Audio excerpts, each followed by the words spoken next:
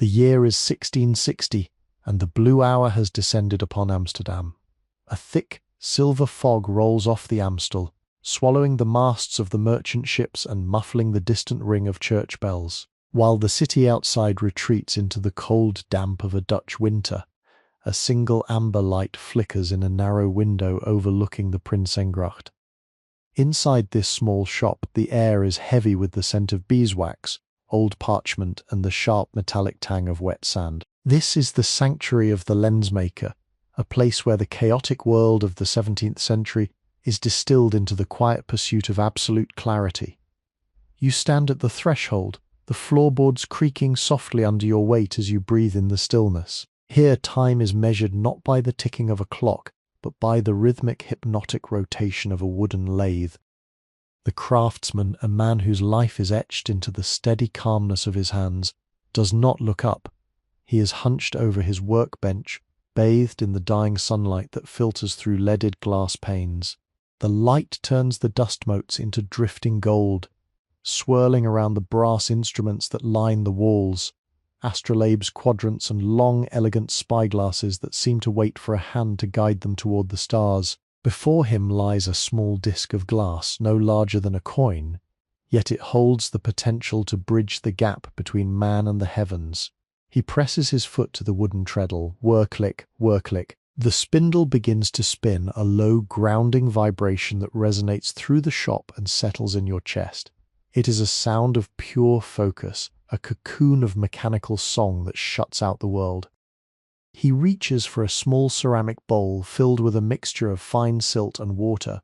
With a movement as delicate as a prayer, he drops a single bead of the grey slurry onto the rotating glass.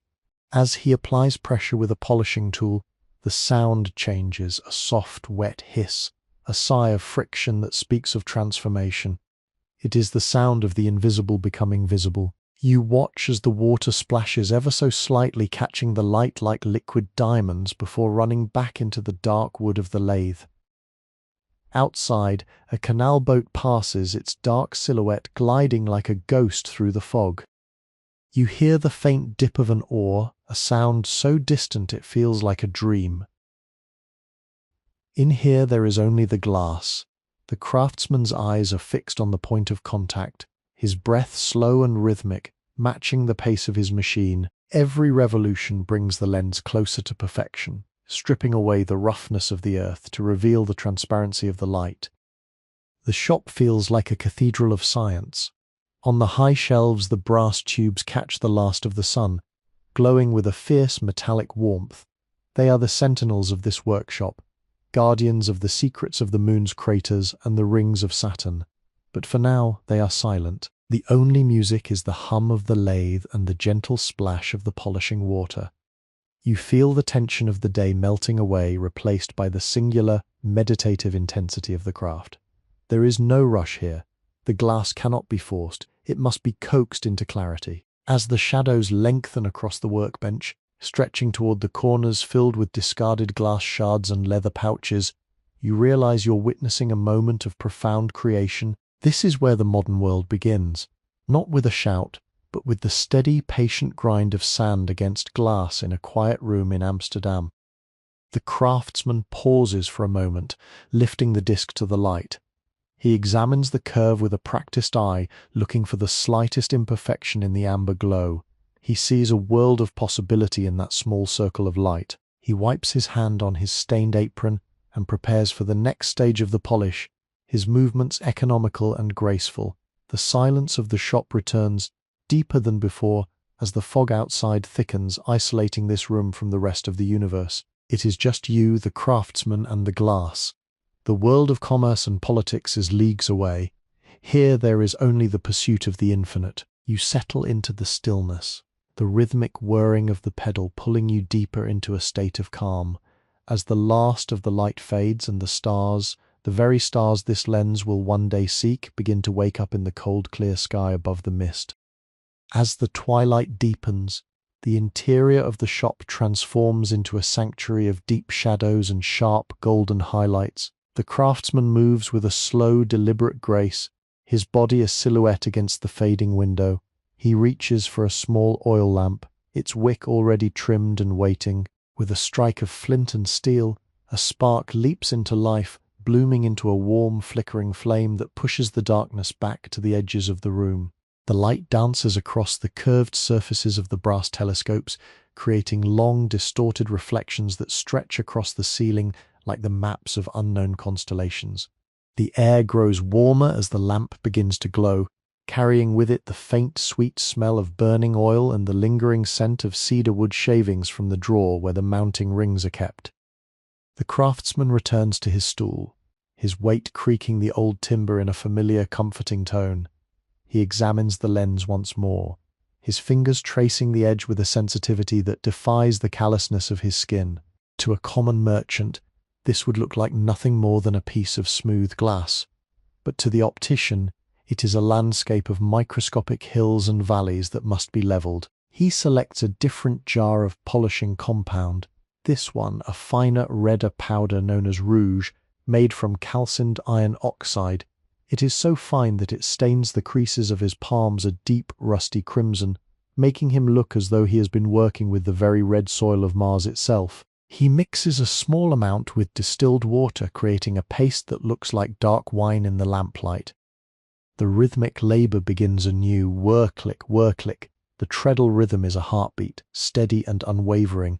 As the lathe spins, the sound is no longer a coarse rasp, it has evolved into a melodic, liquid purr. The friction of the rouge against the glass generates a subtle heat, a warmth you can almost feel radiating through the cool evening air. He applies his weight with surgical precision, leaning his chest slightly forward to exert pressure through the polishing tool. This is the stage where the glass begins to fire, where the dull surface starts to give way to a brilliant, mirror-like luster.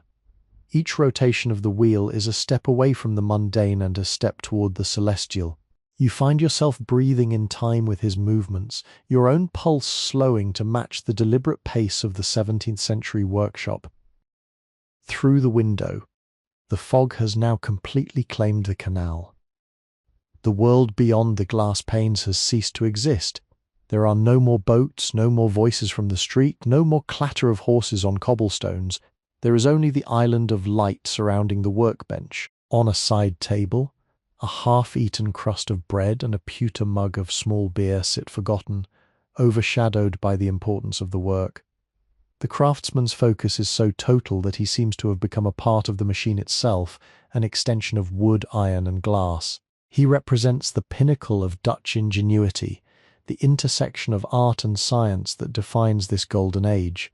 He is not merely making a tool, he is crafting a way for humanity to escape its earthly confines. The walls of the shop are crowded with the history of his labor.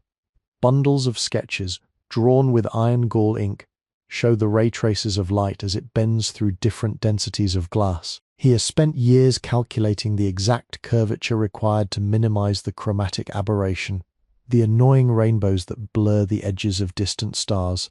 These papers flutter slightly in the draft from the door, a soft, papery rustle that punctuates the hum of the lathe. You notice a large globe in the corner, its surface painted with the known continents, but the north is largely blank, a terra incognita waiting to be mapped.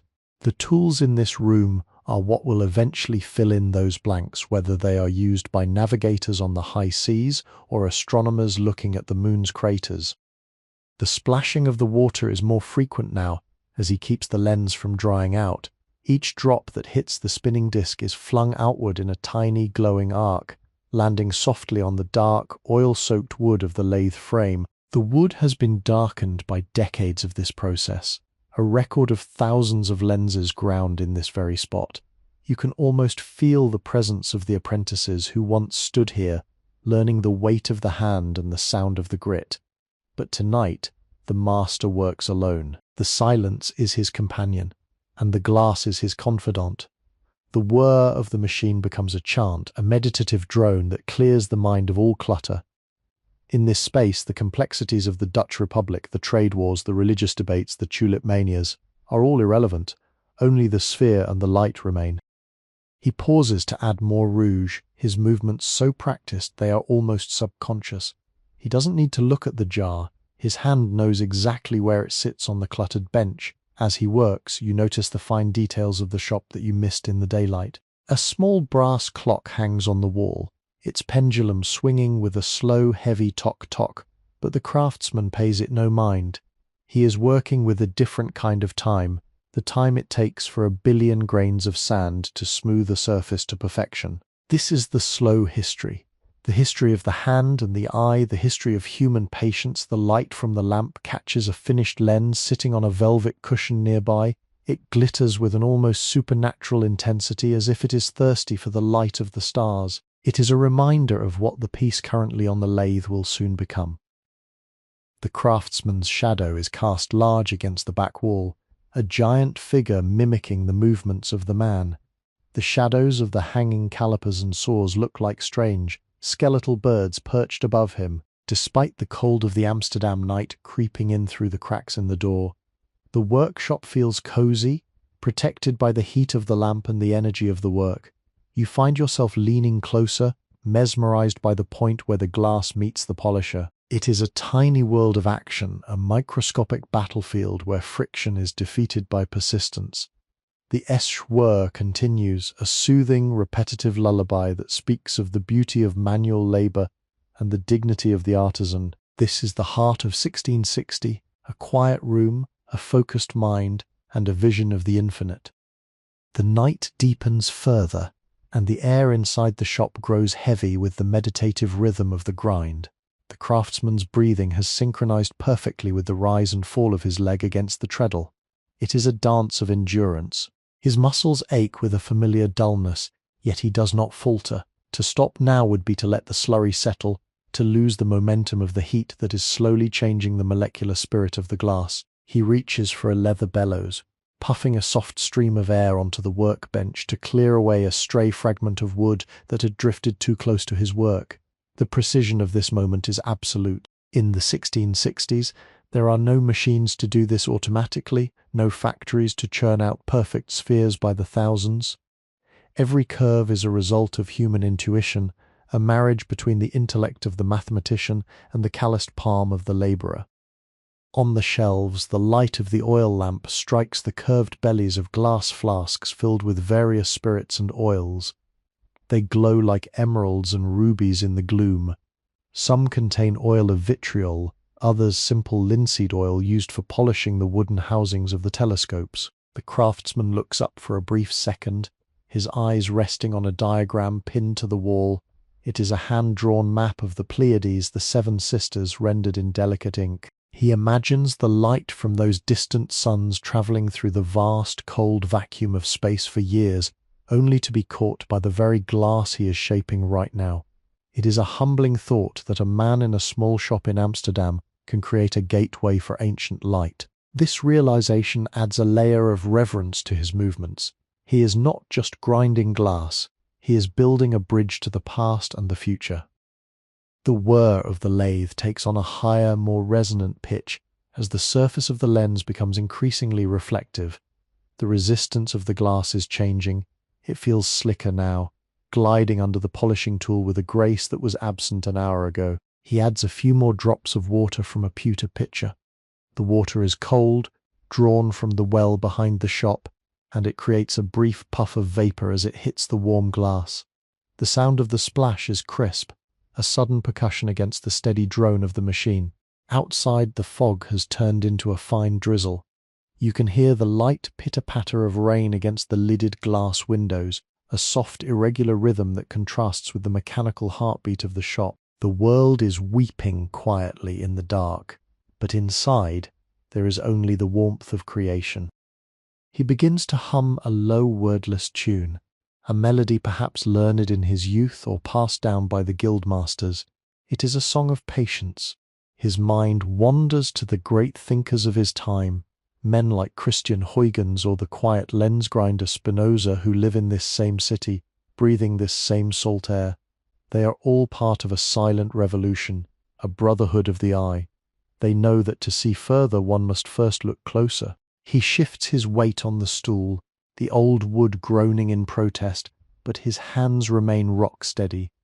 The pressure he applies is constant, measured by the internal scale of a master who has spent 40 years mastering the resistance of materials. A single ounce too much pressure and the glass could crack under the thermal stress. Too little, and the polish will never reach its true brilliance. The shadows on the wall seem to grow taller, stretching across the ceiling as the lamp wick burns down. He pauses to trim the wick with a pair of brass snuffers, the light brightening instantly, casting sharp new shadows across the myriad of tools. You notice the specialized laps made of pitch and lead, used for different stages of the smoothing process. Each one is a specific tool for a specific desire. The shop is a library of physical intent. There are jars of emery gathered from the islands of the Mediterranean and Tripoli powder from the deserts of Africa. The whole world has contributed its dust to this small room in Amsterdam, all for the sake of perfecting a single view of the moon. He returns to the lathe, the foot pedal resuming its tireless work. Whir-click, whir-click. The lens is now entering the final stages of the fine smooth. The haze that once clouded the glass is almost entirely gone. In its place is a transparency so profound that, in certain lights, the glass seems to vanish altogether, leaving only a shimmering distortion in the air. The craftsman's face is reflected in the disc, a ghostly, warped image of a man dedicated to the invisible. He smiles thinly, a rare expression of satisfaction. He knows the danger of pride, for the glass is a fickle master, but he cannot help but feel the thrill of the progress. The rhythmic esh of the rouge is now a whisper, a secret shared between the artisan and the object. The workshop has become a true sanctuary, a glittering, quiet island in the middle of a dark and foggy sea. As the hour grows late, the silence of the city becomes absolute. Even the watchman's footsteps are absent, swallowed by the mist and the rain. The only reality is the circle of light, the smell of the oil, and the endless rotation of the spindle. The craftsman's hands are stained a deep, permanent red from the rouge, looking almost like the hands of a healer or a priest. In a way, he is both. He heals the limitations of human sight and serves the temple of natural philosophy. He picks up a soft piece of chamois leather to wipe away a bead of sweat from his brow, careful not to let even a speck of salt touch the polishing surface. Every movement is a testament to the discipline required to touch the stars. The lathe continues to sing its low, vibrating song, a lullaby for a world that is still largely unaware of the wonders about to be revealed through the glass. The midnight hour passes and the shop has become a place where the physical and the ethereal seem to merge.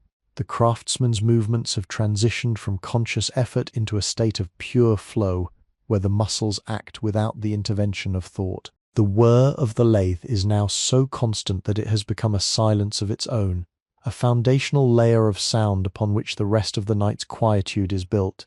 He reaches for a small vial of lavender oil, adding a single drop to his polishing mix. It is an old trick of the trade, a way to keep the slurry from drying too quickly, and to provide a scent that keeps the mind sharp during these long, solitary hours. The floral aroma blooms in the damp air, cutting through the heavy smell of wet sand and lamp oil like a memory of a summer garden in the middle of a cold Amsterdam winter. He leans in closer, his nose almost touching the spinning glass. He is watching for the black polish, that elusive moment where the surface of the glass becomes so perfectly smooth that it reflects no light from its internal structure, appearing black when viewed from a certain angle. This is the hallmark of a master. To achieve it requires a level of patience that few men possess. He thinks of the glass itself, forged in the heat of a furnace in Murano, or perhaps closer to home in the glass houses of the northern provinces. It began as sand and soda, melted into a chaotic liquid, and cooled into a frozen, brittle solid. Now he is undoing that chaos, imposing a mathematical order upon the atoms of the silica. Every stroke of his hand is an argument against entropy, a push toward a perfection that exists in the mind but rarely in the material world. The water in the pewter pitcher is nearly gone, and the splashing sound has become a rhythmic drip. Each drop hits the wooden basin below with a hollow plink, a small bright note in the industrial symphony of the shop. He pauses for a moment, letting the lathe coast to a stop. The sudden absence of the hum is startling, leaving a vacuum in the air that is quickly filled by the sound of the rain outside, and the distant, muffled chime of the Westerkirk clock. He stretches his fingers, the joints cracking like dry twigs. He looks at his hands, reddened, wet and tired, and then at the lens. Even in the dim lamplight, the glass has begun to pulse with a light of its own. It catches the flicker of the flame and throws it back with a clarity that seems almost impossible. He is close now. Very close. He takes a fresh piece of velvet, a scrap of deep blue fabric that feels like a cloud against the skin. This will be used for the final buffing. He secures it to the polishing block with a series of tiny brass tacks, his movements precise and economical. There is no waste in this room, no wasted motion, no wasted material. Everything has a purpose. He restarts the lathe, the treadle singing a slightly different tune now that the friction has decreased. The sound is now a high-pitched zip, a fast, energetic whisper that signals the end of the long journey. As the velvet touches the glass, a new smell emerges. The scent of friction-warmed silk and the faint ozone of the spinning wood. The craftsman's face is tight with concentration. The final minutes are the most dangerous. A single slip, a stray hair, or a sudden jerk could ruin weeks of work. He begins to think about the man who commissioned this lens. A scholar from Leiden, perhaps, or a wealthy merchant who wishes to impress his friends with the moons of Jupiter. To them, the telescope is a trophy, a marvel, a curiosity. But to the optician, it is a living thing. He knows the personality of this specific piece of glass, how it reacted to the initial rough grind, how it stubbornly held onto a small pit near the edge, and how it finally surrendered to the polish. He feels a strange sense of melancholy, knowing that once this lens is mounted in its brass tube and shipped away, he will never see it again. It will travel the world, perhaps crossing oceans or being pointed at the rings of Saturn by eyes not yet born, while he remains here in this small shop by the canal, starting the process all over again on a new dull disk of sand and ash. The fog outside has pressed itself against the window panes, turning the glass into a milky, opaque wall. It isolates the shop completely, turning it into a small, glowing bubble of human intent floating in a void. The craftsman likes this isolation. It is in these hours that he feels most connected to the celestial bodies he helps others see. He doesn't need a telescope to know the stars are there. He can feel their pull in the silence. He applies the final bit of pressure, his body leaning into the lathe one last time. The glass seems to hum in response, a vibrant, living resonance that travels up his arms and into his shoulders. It is a moment of total harmony between the maker and the made. The zip of the velvet reaches a crescendo, a shimmering wall of sound that fills the room. And then he stops. He lifts his foot from the pedal, the lathe slows, the spinning spindle becoming visible again as it loses momentum. The silence that follows is profound, a heavy velvet quiet that feels like a physical weight. He carefully unclamps the lens and lifts it between his thumb and forefinger, holding it up to the oil lamp. The light passes through it without resistance, a pure, undistorted beam that hits the wall behind him in a perfect, brilliant circle. There are no scratches, no pits, no orange peel texture. It is a pool of frozen light. He exhales a long, shaky breath he didn't realize he was holding. The work is done, the lens is perfect. In the quiet of 1660, in a fog-shrouded city on the edge of the sea, a new window has been opened onto the universe. He sets the lens down on a clean cushion, his hands finally beginning to shake from the release of tension as the first grey hints of dawn begin to fight through the Amsterdam mist. The grey dawn begins to seep through the leaded glass of the workshop windows, but the light is weak and hesitant, filtered through the persistent Amsterdam fog. The craftsman does not move immediately from his stool. He sits in the cooling air of the shop, his body feeling the heavy, honest exhaustion of a night spent in total concentration. His hands, still stained with the iron-red rouge, rest on his knees, trembling slightly as the adrenaline of the final polish begins to recede. The oil lamp flickers, its reservoir nearly dry, casting long rhythmic pulses of light that catch the edges of the finished lens. It sits there, a silent, translucent miracle on its velvet throne, looking as though it has been distilled from the very air of the room. The transition from labor to completion is always the most surreal moment for the artisan, the sudden shift from a dynamic, whirring world of friction to a static, silent object of perfection. He rises slowly, his joints popping like the dry logs in the cold hearth at the back of the shop. He moves to the corner of the room where a large copper basin sits atop a scarred wooden stand. He pours water from a heavy stoneware jug, the sound of the liquid hitting the metal echoing sharply in the morning stillness. He washes his hands, the water turning a deep, muddy red as the polishing compound is rinsed away. He scrubs his palms with a coarse brush and a piece of lye soap, the sharp scent of the cleanser waking his senses. As the red stains vanish, the hands of the scholar emerge once more, fingers that are thin, nimble, and infinitely precise. He dries them on a clean linen towel, his eyes never leaving the workbench where the lens awaits its final inspection. This is the moment of truth, the final check before the glass is committed to its brass housing. He returns to the bench and picks up a small handheld magnifying glass. He holds the new lens up against a black silk cloth, angling it so that the weak morning light skims across the surface. He is looking for sleeks, those microscopic hair-like scratches that can only be seen with the most critical eye. He rotates the disc slowly, his breath held tight. Nothing. The surface is as smooth as a frozen pond in the heart of winter. He then checks for striae, the internal veins or swirls within the glass itself that can distort light like a mirage. He peers through the thickness of the glass at a distant point on the wall, a small printed calendar from the year 1659. The numbers remain sharp, undistorted, and clear. A sense of quiet triumph settles over him. He has bested the material. He has turned a piece of terrestrial rock into a celestial gate. Around him, the shop begins to wake up in its own way. The heavy brass instruments on the shelves seem to grow more solid as the light increases, their golden surfaces no longer flickering, but glowing with a steady, muted luster. He notices a set of dividers he left open on a scrap of parchment.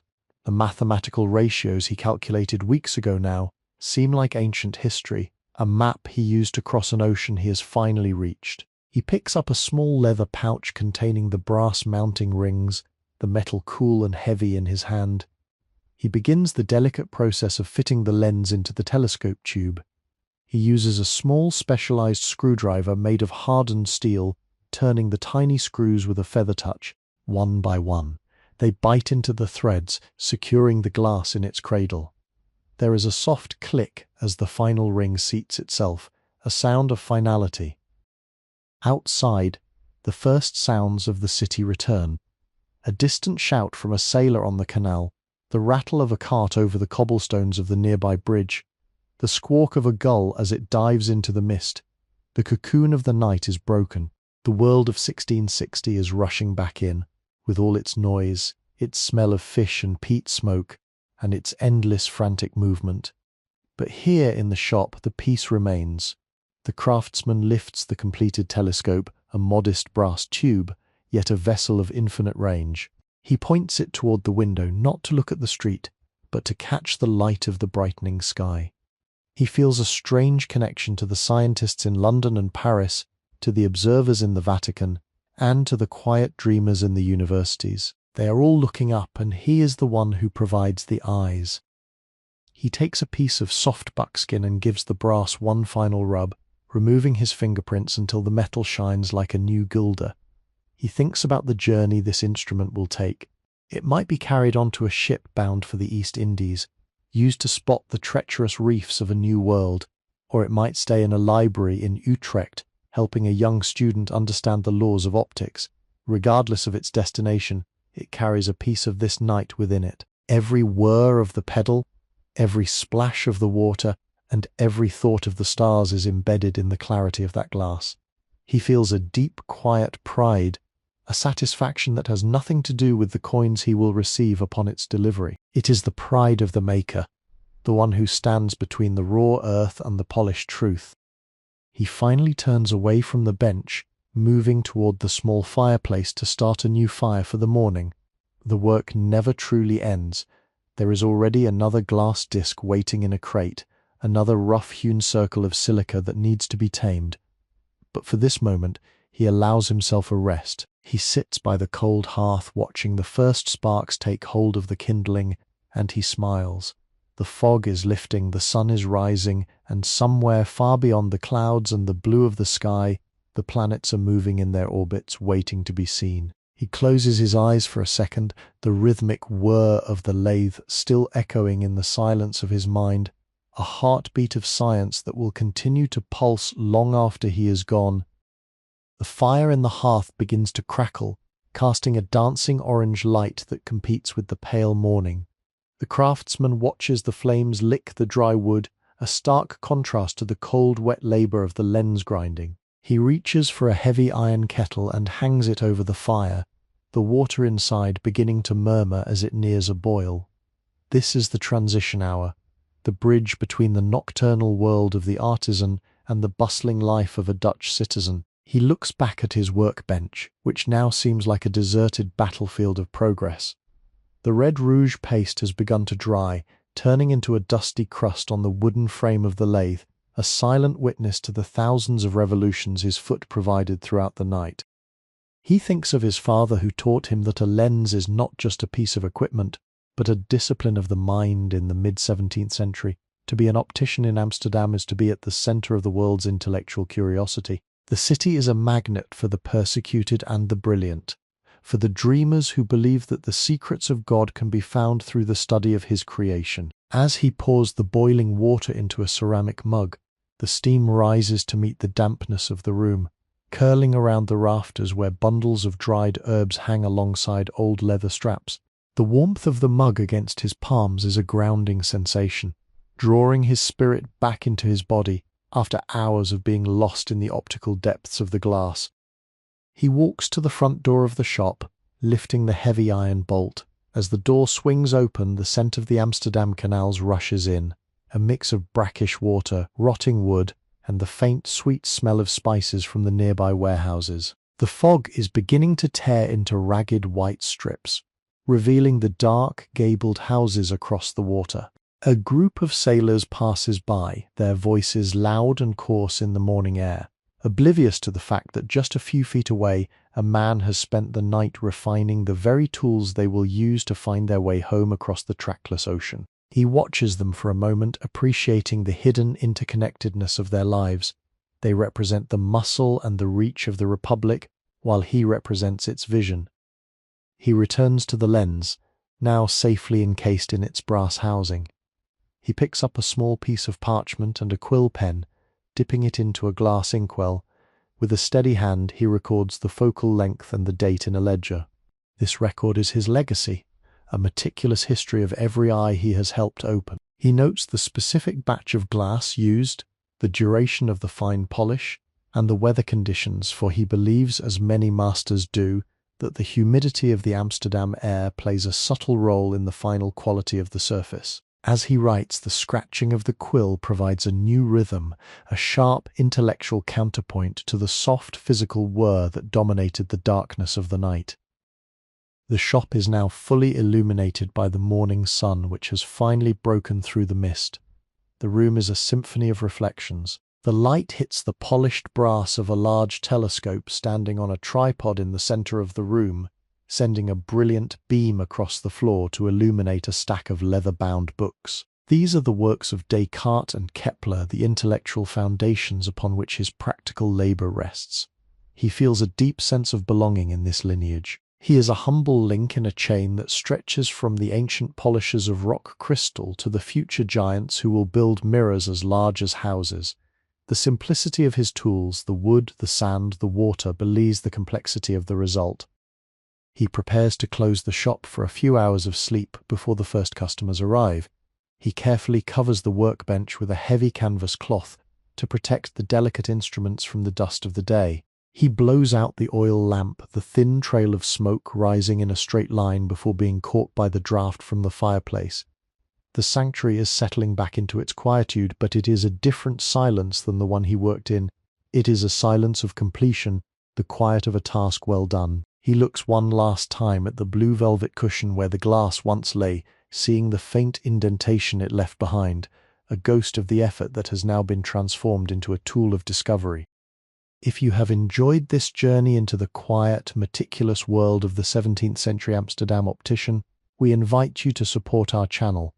Please like this video and subscribe to our channel to join our community of history enthusiasts and dreamers. Your support allows us to continue bringing these hidden moments of the past to life, weaving stories that connect us to the artisans and thinkers who shaped our world. Join us for our next tale, where we will once again step through the veil of time to find the beauty in the small, quiet corners of history. Sleepy History with Tales is a sleep history storytelling platform created for entertainment, inspiration, education, and the promotion of positive emotional values. The craftsman ascends the narrow, winding stairs to the living quarters above the shop, but his mind remains tethered to the workbench. The floorboards beneath his boots are worn smooth by generations of lens makers, each step a resonant, hollow thud in the morning quiet. He reaches the top and splashes a handful of cold water on his face from a ceramic basin, the shock of it clearing the lingering haze of the red rouge and the rhythmic drone of the lathe. Even as he prepares to surrender to sleep, he finds himself looking out the upper window, which offers a broader view of the city. Amsterdam is waking up in earnest now. The sun, finally victorious over the fog, glints off the slate roofs and the golden weathercocks of the various steeples. The city is a masterpiece of hydraulic engineering and commercial ambition, but to him it is primarily a collection of light and shadow, of angles and reflections. He pulls back the heavy wool curtains of his bed, the fabric thick and smelling of cedar, as he lies down. The silence of the room feels heavy, yet his ears still ring with the ghost of the foot pedal's whir. It is a common phenomenon for those who spend their lives in the service of a machine. The mechanical heartbeat becomes an internal one. He closes his eyes, and instead of darkness, he sees the swirling patterns of the polishing slurry, the way the grey silk of the sand and water moved in a spiral across the spinning glass. He thinks about the physics of the curve, the parabola that must be perfect to within a fraction of a wavelength of light. In the 1660s, they don't have the words for the wave-particle duality of light, but they have the intuition of it. They know that light is a fluid, a sacred river that can be diverted, focused, and tamed if one knows the secret language of the surface. His thoughts drift to the glass itself. It is a strange substance, neither truly solid nor liquid, a frozen moment of transition. He remembers a story his grandfather told him about the glass blowers of Murano, who were forbidden from leaving their island on pain of death because their secrets were so valuable. In Amsterdam, the secrets are less about the chemistry of the melt and more about the geometry of the grind. He contemplates the difference between a lens for a telescope and a lens for a microscope. One expands the macrocosm, bringing the unreachable moon into the palm of your hand. The other explores the microcosm, revealing that a single drop of water is as populated as a bustling marketplace. Both require the same patience, the same essish whir of the lathe, yet they lead the human soul in opposite directions. He finds peace in this duality, the idea that his small, dark shop is the pivot point between the infinitely large and the infinitely small. In the half-sleep state, the sounds of the street below become a rhythmic tapestry. The clop-clop of a horse's hooves on the bridge sounds like the rough grinding phase, coarse and rhythmic. The distant call of a fishmonger is like the splash of water on the spindle. He is haunted by a vision of a perfect lens, one so clear it doesn't even exist, a lens that allows a man to see the very edge of the creation. It is the unattainable goal of every optician, the white whale of the optical world. Every lens he finishes is a compromise, a beautiful but imperfect attempt to reach that absolute clarity, yet it is in the pursuit of that imperfection that he finds his purpose. The Dutch Golden Age is built on such pursuits: the perfect map, the perfect painting, the perfect tulip. For him, it is the perfect curvature of a piece of silica. He eventually falls into a deep, dreamless sleep, the kind that only comes to those who have exhausted their physical and mental reserves in the service of a craft. While he sleeps, the sun moves across the sky, its light hitting the brass instruments in the shop below at different angles, turning the workshop into a sundial of optical science. The telescope he finished in the early hours sits on the velvet cushion, its glass heart silent and waiting. It is a dormant eye ready to be awakened by the first user. The shop itself seems to breathe in the absence of its master, the wood cooling, the oil in the lamps settling, the dust motes continuing their slow celestial orbits in the shafts of light. This is the hidden life of objects, the quiet existence they lead when the human hand is withdrawn. Hours later, the craftsman wakes to the sound of a bell ringing at the shop door below. He sits up, the disorientation of the afternoon sleep quickly replaced by the professional readiness of the merchant. He smooths his hair, puts on a clean linen collar, and descends the stairs. The air in the shop is now warm, smelling of the sun-heated wood and the faint residual scent of the morning's fire. Standing at the counter is a young man, a student by the looks of his sober black attire and the ink stains on his fingers. He is looking at the telescopes with a mixture of awe and desperation. This is the moment the craftsman works for, not the money, but the look in the eyes of someone who is about to see the world differently for the very first time. He steps forward, his boots clicking on the floor, and the cycle begins again. The young student reaches out, his fingers hovering just inches from the polished brass of the telescope, as if he is afraid the instrument might evaporate if touched. The craftsman watches him with a knowing smile. He remembers his own first encounter with the glass, the sheer impossibility of seeing a distant steeple as if it were close enough to touch. He gently picks up the telescope he finished at dawn and places it into the young man's hands. The metal is cool and substantial, a weight that represents months of theory and a full night of physical labor. The student lifts it to his eye, pointing it toward the window where the afternoon sun is now reflecting off the scales of the fish at the market across the canal. You can see the moment the focus snaps into place. The student's shoulders drop and a soft gasp escapes his lips. He is seeing the texture of the world in a way he never thought possible. The craftsman begins to explain the nature of the lens, his voice low and melodic, echoing the same rhythm as his lathe.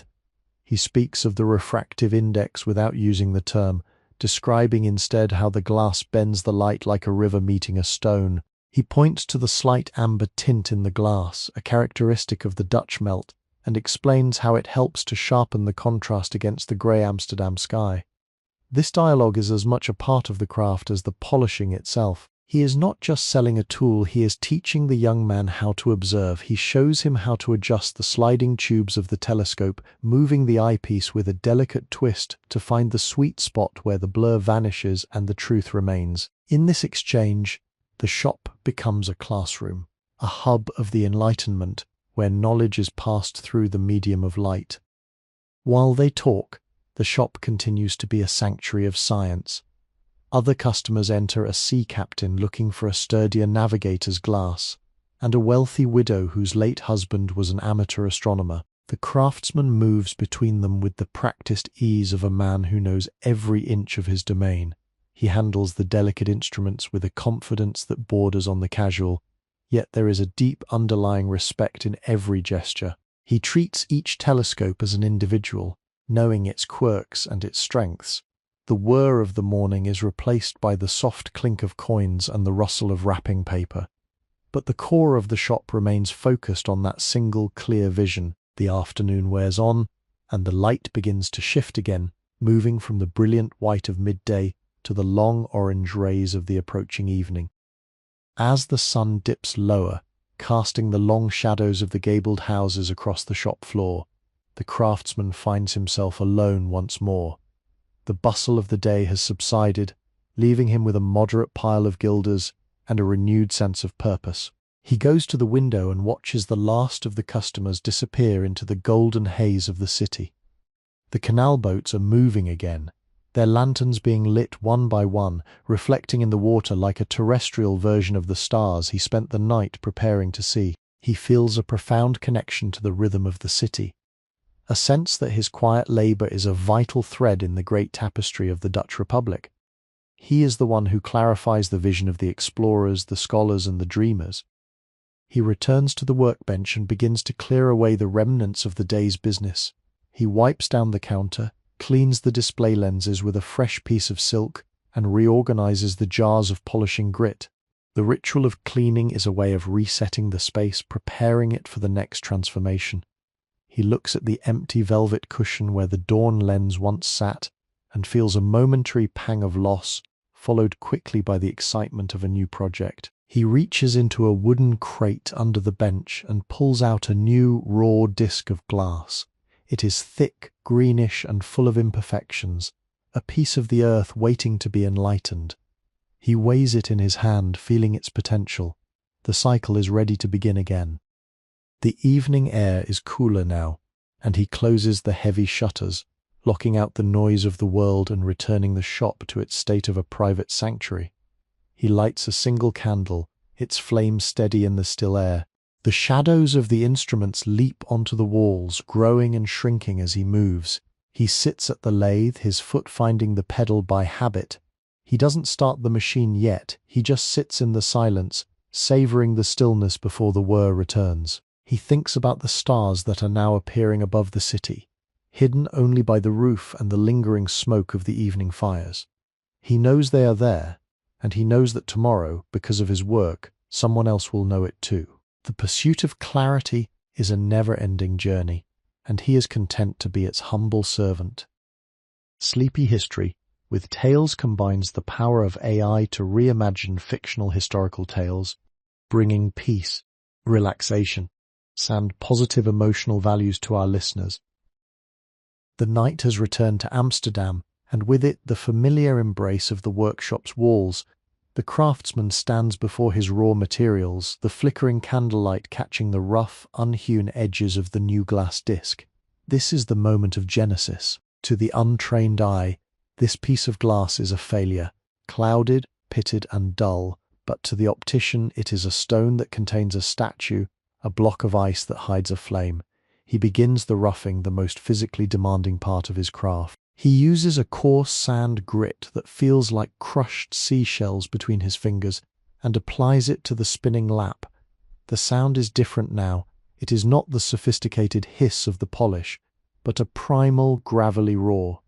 Grind, crunch, grind, crunch. The vibrations are violent, travelling up his arms and rattling his teeth. A reminder that science often begins with brute force. As he works, the friction creates a distinct smell, a scorched, flinty aroma that speaks of the earth being surrendered to the wheel. The shop is filled with a fine white dust that settles on the brass tubes and the leather-bound ledgers like a layer of fresh snow. He doesn't mind the mess. In this stage, he is a sculptor, carving the basic curvature into the glass. He pauses every few minutes to check the progress with a metal template, a curved arc of iron that must fit perfectly against the glass. If the curve is too steep, the focus will be too short, too shallow, and the lens will be useless. There is a deep, primal satisfaction in this physical struggle against the material. He feels the sweat bead on his forehead, reflecting the candlelight like the very water he uses to keep the friction from shattering the glass. Outside, the city of 1660 has settled into its nighttime rhythm. The tavern doors are shut, and the heavy iron locks on the warehouses are turned. The watchmen move through the streets with their lanterns, their calls of all is well muffled by the thick brick and timber of the shop. To the watchman, the world is a place of property and law, of gates and barriers. To the man at the lathe, the world is a place of light and geometry, of infinite distances and microscopic secrets. He pours a fresh stream of water onto the glass, the liquid turning instantly into a milky slurry that flies off the wheel, splattering his leather apron. He is a part of the machine now, his leg a piston, his hands the steady clamps that hold the universe's potential in place. He thinks about the nature of glass, how it was once liquid fire and will soon be a window to the divine. In the Dutch Republic there is a constant tension between the material wealth of the merchants and the spiritual depth of the thinkers. The optician lives at the intersection of both. He knows that his lenses will be used to navigate ships filled with cinnamon and silk, but he also knows they will be used by men like Baruch Spinoza to contemplate the nature of God and the universe. This dual purpose gives his work a weight that transcends the simple grinding of silica. Every minute he spends at the lathe is a contribution to the expansion of the human mind. The crunch of the sand begins to soften as the glass takes shape, transitioning slowly into a smoother, more rhythmic song. The hour grows late and the fire in the hearth has died down to a bed of glowing embers. The only light comes from the single candle, which has burned down to half its size. The shadows move with him, a ghost of his labour projected onto the walls of the sanctuary. He switches to a slightly finer grit, the transition marked by a change in the pitch of the friction. The roar becomes a hum. He feels the surface of the glass becoming more uniform, the jagged pits of the initial grind giving way to a satin-like finish. This is the stage of patience, where the results are not immediate but cumulative. He is like a gardener tending to a slow-growing vine, knowing that the fruit will only appear after the long, quiet season of care. The silence of the shop is now a living thing, a presence that seems to listen to the whir of the spindle. On the shelves, the brass instruments seem to lean forward, as if curious about their new sibling being born on the workbench. He notices a small spider spinning its web between two telescope housings in the corner. He watches it for a moment, admiring the precision of its silk, the way it calculates the geometry of its trap with an instinctual mathematics. He feels a kinship with the creature. They are both builders of fine structures, both masters of the small and the silent. He turns back to his work, the treadle continuing its steady heartbeat as the city of Amsterdam sleeps, and the stars overhead continue their silent, majestic crawl across the black velvet of the 17th century sky. He reaches for a piece of charcoal and marks the center of the lens, a small black dot that will guide him through the next several hours of refinement. This dot is the axis of his world. Everything revolves around it, the lathe, the grit, his own body, and the light of the candle. As he reapplies his hands to the glass, he feels a sudden wave of tranquility. This is where he belongs, not in the marketplace, not in the halls of power, but here, in the dark, turning a pebble into a star. The morning is still hours away. The fog is thick against the glass, and the whir of the lathe is the only truth he needs to know. He is the craftsman of 1660, the maker of eyes, and the night is his greatest masterpiece. The transition from the rough grind to the initial smoothing is a delicate shift in both sound and soul. The craftsman reaches for a wooden container marked with the numeral 3, containing a silt so fine it feels like flour against his calloused thumb. He sprinkles it onto the spinning disc with the grace of a baker dusting a loaf, and as the first drop of water hits the powder, the workshop is filled with a new, gentler resonance. Gone is the aggressive crunch of the previous hour. In its place is a steady, rhythmic shh, the sound of the glass finally yielding its jagged edges to the persistent will of the artisan. The candle has burned low, and the shadows of the brass instruments on the walls have grown long and distorted, resembling the skeletal fingers of giants reaching toward the workbench. Inside this cocoon of focus, the craftsman is aware of every vibration passing through the oak frame of the lathe.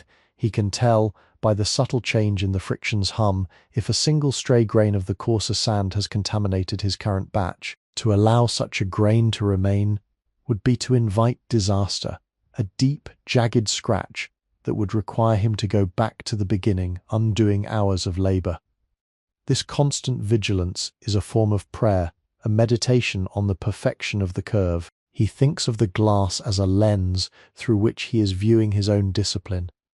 Each circular stroke of the polishing tool is a testament to the Dutch spirit of the 1660s patient, meticulous and obsessed with the hidden laws of the physical world. Outside the shop, the fog has reached its thickest point, a white wall that has completely erased the canal and the buildings on the opposite bank. The world has shrunk to the diameter of the candle's glow. A distant bell from the Oude Kerk rings out the hour, 3 slow, heavy strikes that seem to vibrate the very glass he is holding. It is the middle of the night, the hour of ghosts and scholars. He imagines the light from the stars, currently invisible behind the clouds, travelling through the vastness of space. That light is ancient, perhaps older than the city of Amsterdam itself, and when it finally arrives, it will be his glass that greets it. It is a profound responsibility to be the one who prepares the reception for the universe's oldest secrets. His leg continues its tireless work on the treadle, a mechanical heartbeat that has become so natural he no longer feels the fatigue in his muscles. The whir click of the machine is a lullaby for the intellect, clearing away all thoughts of taxes, trade routes, or the fluctuating price of herring. There is only the lens. He notices that the glass is beginning to lose its milky opacity. It is becoming translucent, a ghostly grey that hints at the transparency to come. He pauses to wipe the slurry away with a damp sponge, revealing a surface that is now uniform and matte, like a window covered in the finest frost. It is beautiful in its own way, a state of becoming. He feels a deep sense of peace in this sanctuary of science, where the chaos of the 1600s is refined into the clarity of the future. As he prepares to move to the next grade of silt, he takes a moment to trim the wick of his candle. The flame leaps up, bright and steady, illuminating the rows of finished lenses in their velvet-lined boxes. They glitter back at him, a silent audience of eyes he has already brought into the world. He knows that his time is limited, that his own eyes will one day dim, but these pieces of glass will remain, carrying his touch across centuries. This realization doesn't bring him sadness, but a quiet, enduring strength. He returns to the lathe, the whir resuming its place in the silence. He is the guardian of the light, the humble polisher of the infinite. And in this small shop in Amsterdam, the night is a canvas of endless possibility. If you are finding peace in the rhythmic work of our 17th century optician, please take a moment to support our journey through time.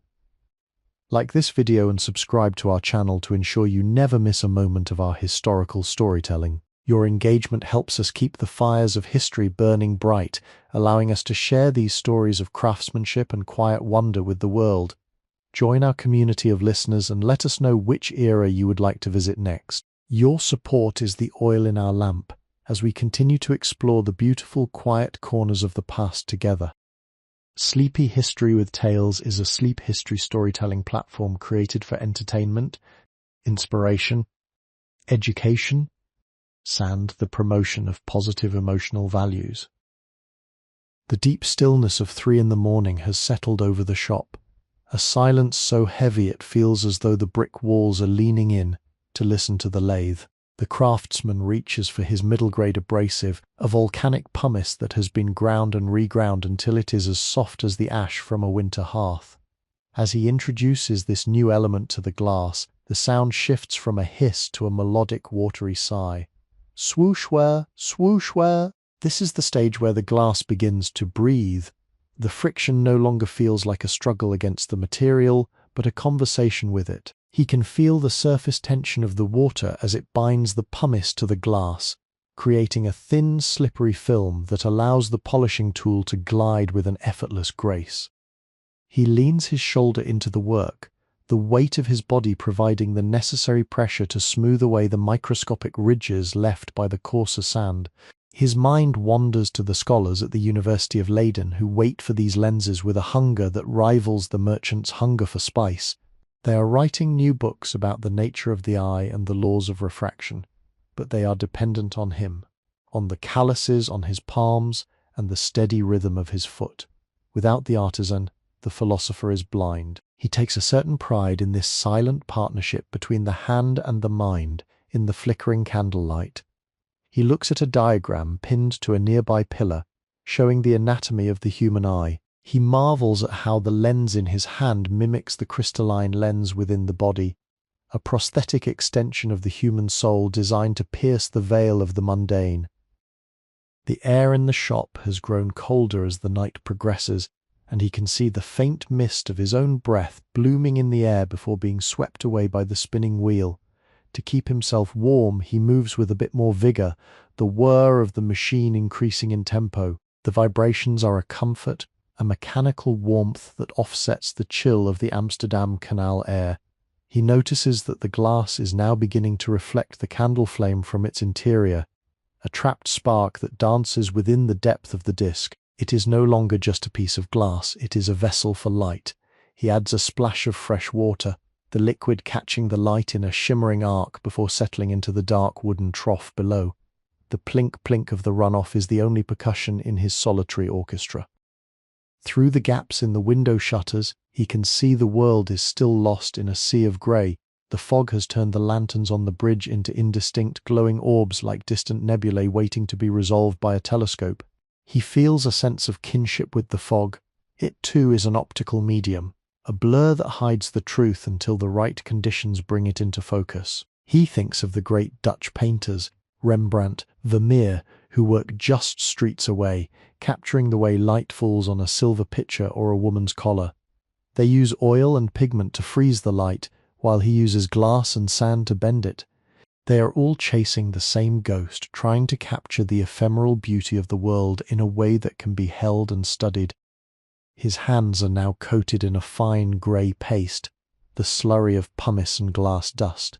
He does not wipe it away, for the texture of the paste tells him more than his eyes ever could. He can feel the exact moment when the grit has broken down completely, becoming a spent and useless mud that must be replaced. This tactile intuition is the mark of a master, a language of the nerves that takes a lifetime to learn. He reaches for a clean cloth to wipe a small section of the lens for inspection. Under the candlelight, the glass now has the sheen of a polished pearl. The frosted look is gone, replaced by a subtle, glowing transparency. He is moving toward the final polish, the stage where the glass will finally lose its identity as an object and become a window.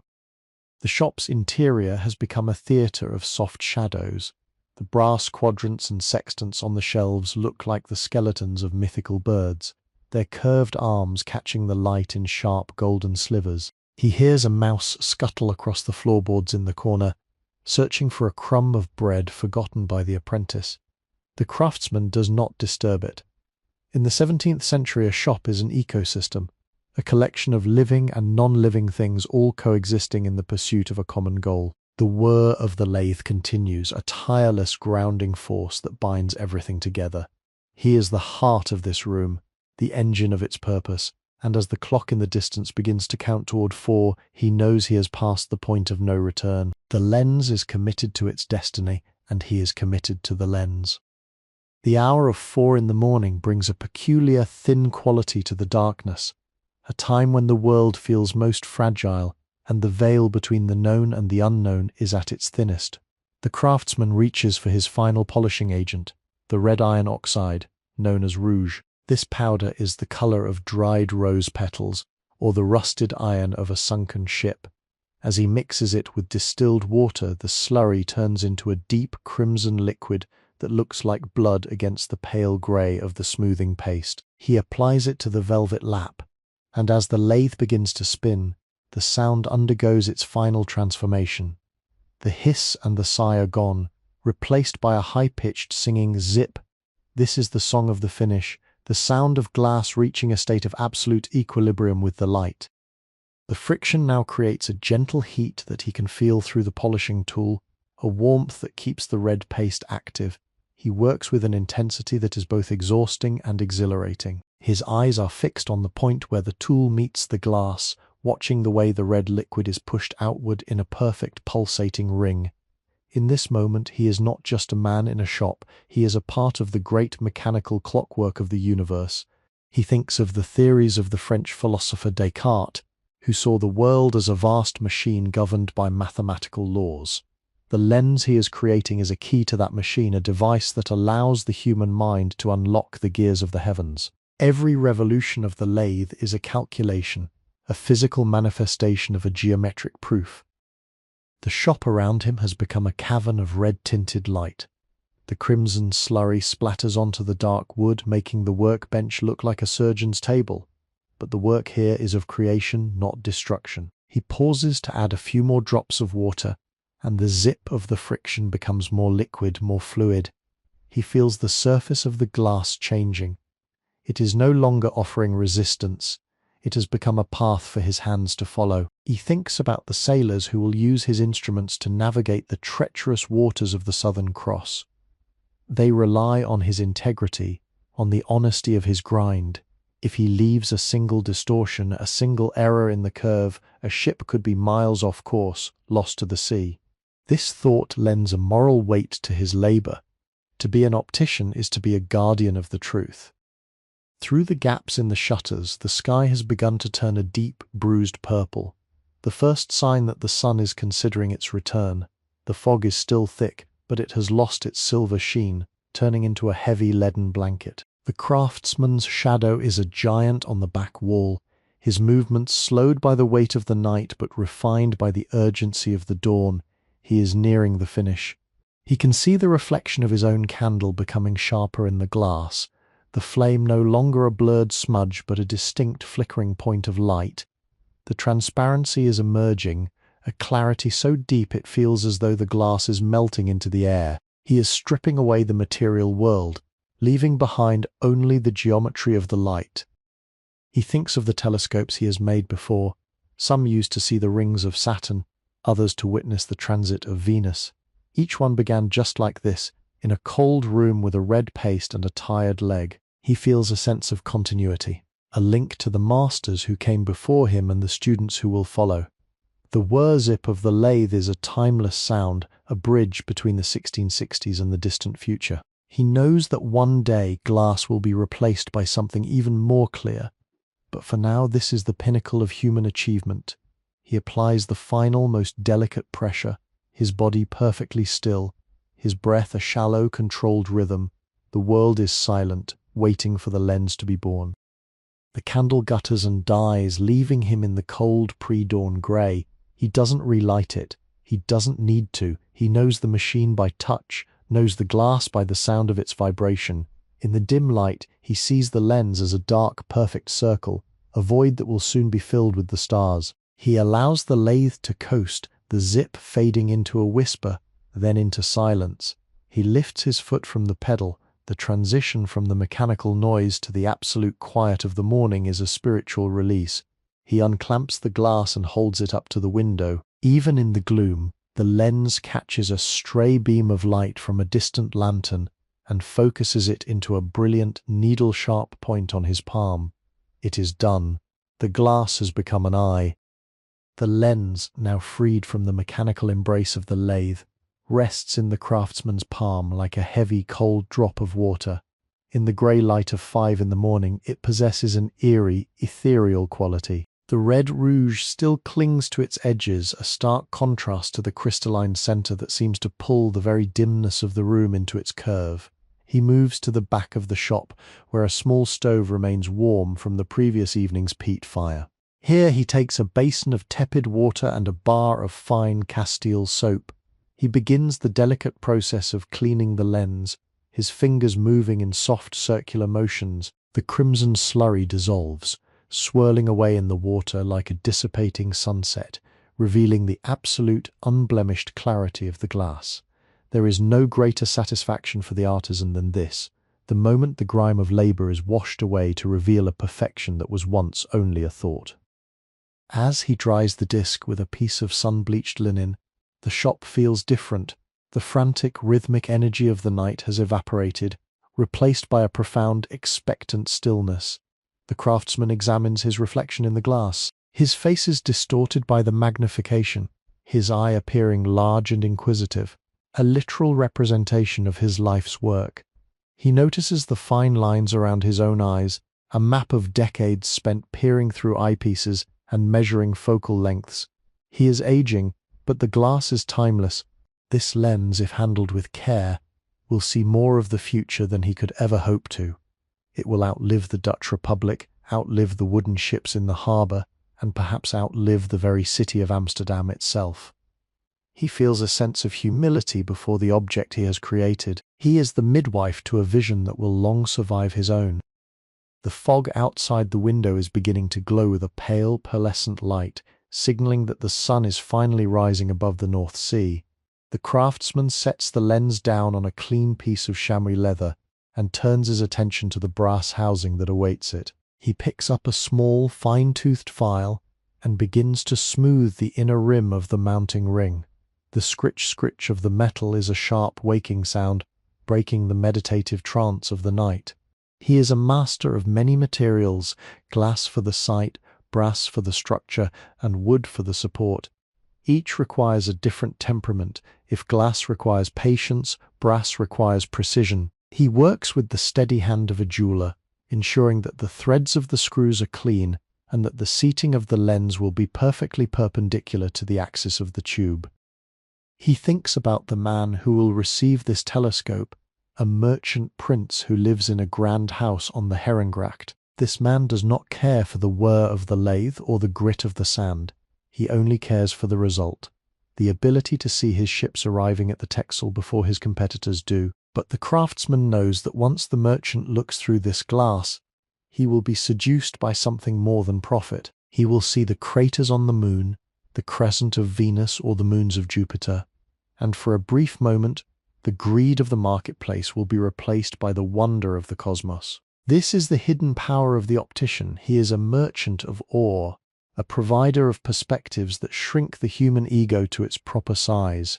He smiles as he tightens the final brass screw, the lens now safely cradled in its metallic shell. The shop is now filling with the soft, indirect light of a cloudy Amsterdam morning. The shadows have retreated into the corners, hiding among the spare parts and the sacks of sand. The craftsman takes a moment to sweep the floor, the broom making a dry, rhythmic swish that echoes the whir of the night.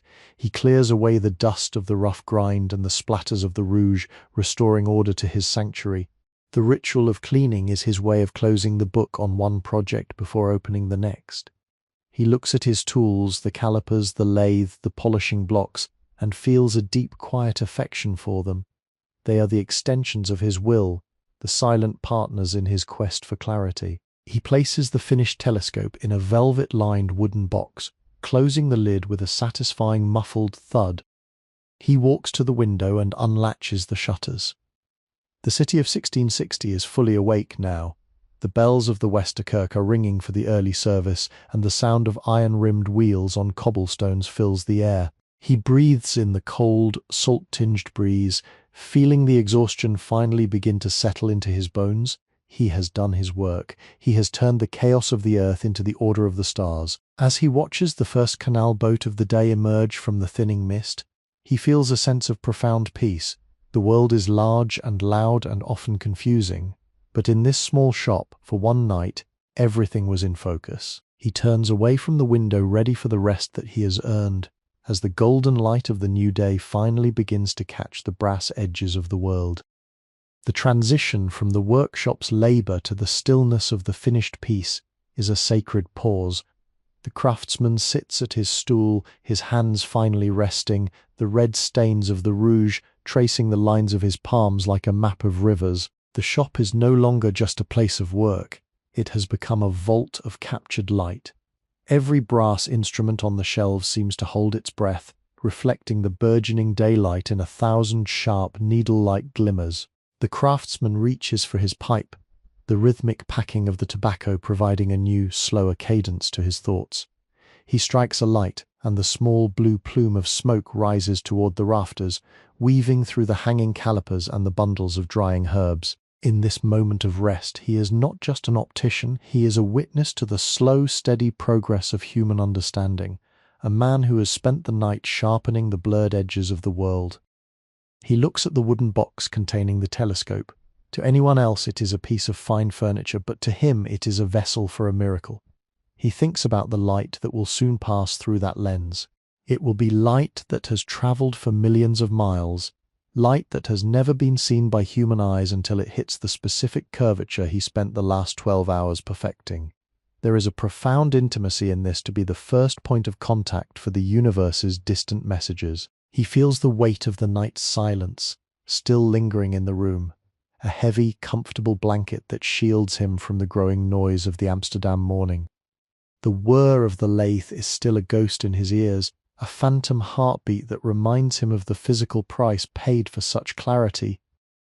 Through the window he watches the neighbourhood come to life.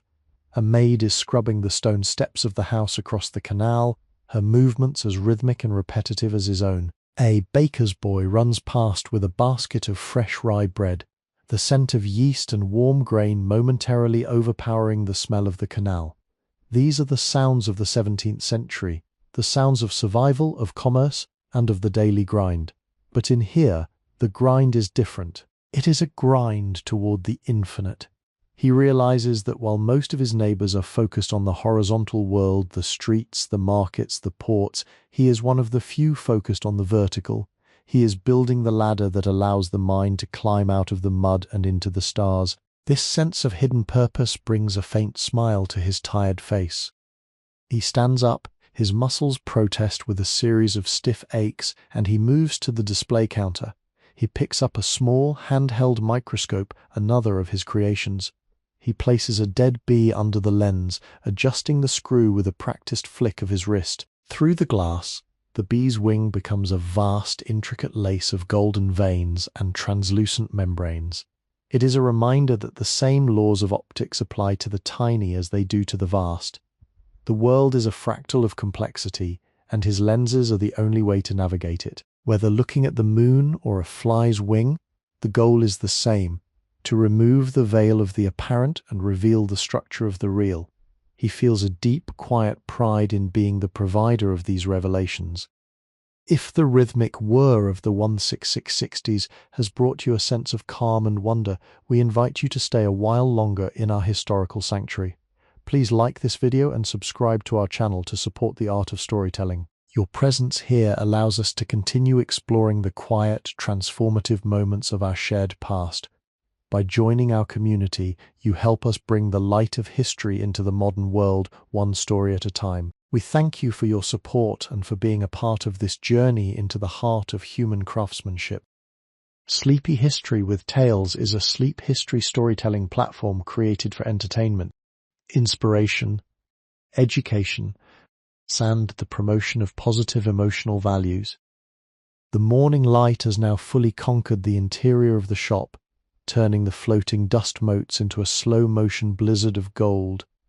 The craftsman stands in the center of his domain, feeling the shift in the room's spirit as the nocturnal sanctuary transitions into a place of business. He moves to a corner where a tall, narrow mirror hangs on the wall, a rare piece of Venetian glass that he polished himself years ago.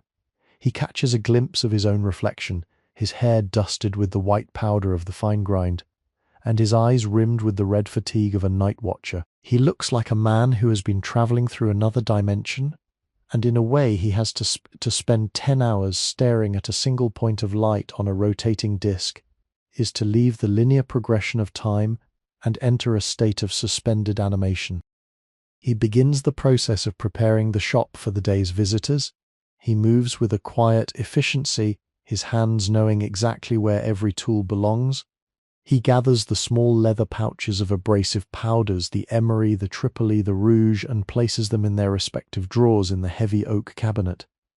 Each drawer has a distinct smell, one of dry earth, one of volcanic ash, and the other of metallic rust. He wipes down the large grinding bench with a damp cloth, removing the dried slurry that has turned into a hard red crust.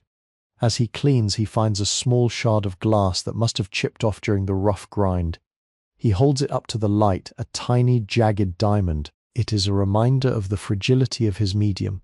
A single mistake, a sudden change in temperature, or a momentary lapse in concentration, and the work of weeks can be reduced to these sharp, useless fragments. The shop door's bell rings, a sharp, clear sound that cuts through the lingering hum of the night. It is the apprentice, a young boy named Willem, arriving with the morning supply of fresh water and a bundle of peat for the stove. Willem stops in his tracks as he enters, sniffing the air.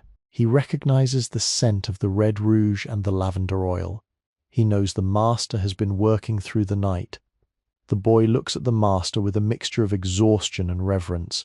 He is only 12, but he is already learning the rhythm of the glass. The craftsman gives him a small nod, a silent acknowledgement of their shared path. He doesn't need to speak. The finished telescope in its velvet box on the counter says everything that needs to be said. "Willem," the craftsman says, his voice gravelly from hours of silence. "The lathe needs oiling and the rouge must be washed from the basin. We have a delivery for the merchant Vandermeer at midday." The boy jumps to his tasks, his energy a stark contrast to the master's slow, deliberate movements.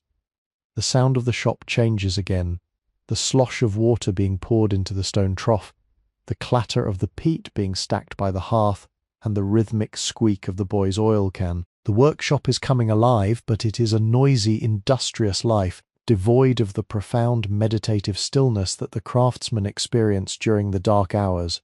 He feels a slight pang of regret at the loss of the quiet, but he knows that the day is necessary to fund the night. He retreats to a small desk in the back of the room, lit by a single high window here. He keeps his mathematical notes. He pulls out a compass and a ruler, beginning to sketch the curvature for his next project, a set of lenses for a compound microscope commissioned by a naturalist in Haarlem. He calculates the angles of refraction, his quill scratching across the parchment with a rhythmic precision. In the 1660s, the line between the scientist and the artisan is blurred. He is as much a mathematician as he is a grinder of glass. Every curve he creates is the result of a geometric proof, a physical manifestation of the laws of optics. As he works, he forgets his fatigue. The intellectual challenge of the new lens acts as a stimulant, drawing him back into the world of light and shadow. Through the window, he can see the masts of the ships in the harbour, their rigging etched against the pale blue sky like the webs of giant spiders. He thinks about how those ships are the reason Amsterdam is the centre of the world. They bring the glass from Italy, the sand from the Mediterranean, and the brass from the mines of the East. His shop is a small node in a vast global network of trade and discovery, but while the merchants count their coins and the sailors count the miles, he counts the microns of a glass surface. He is the one who makes the invisible world visible, whether it is a distant coast or a microscopic parasite.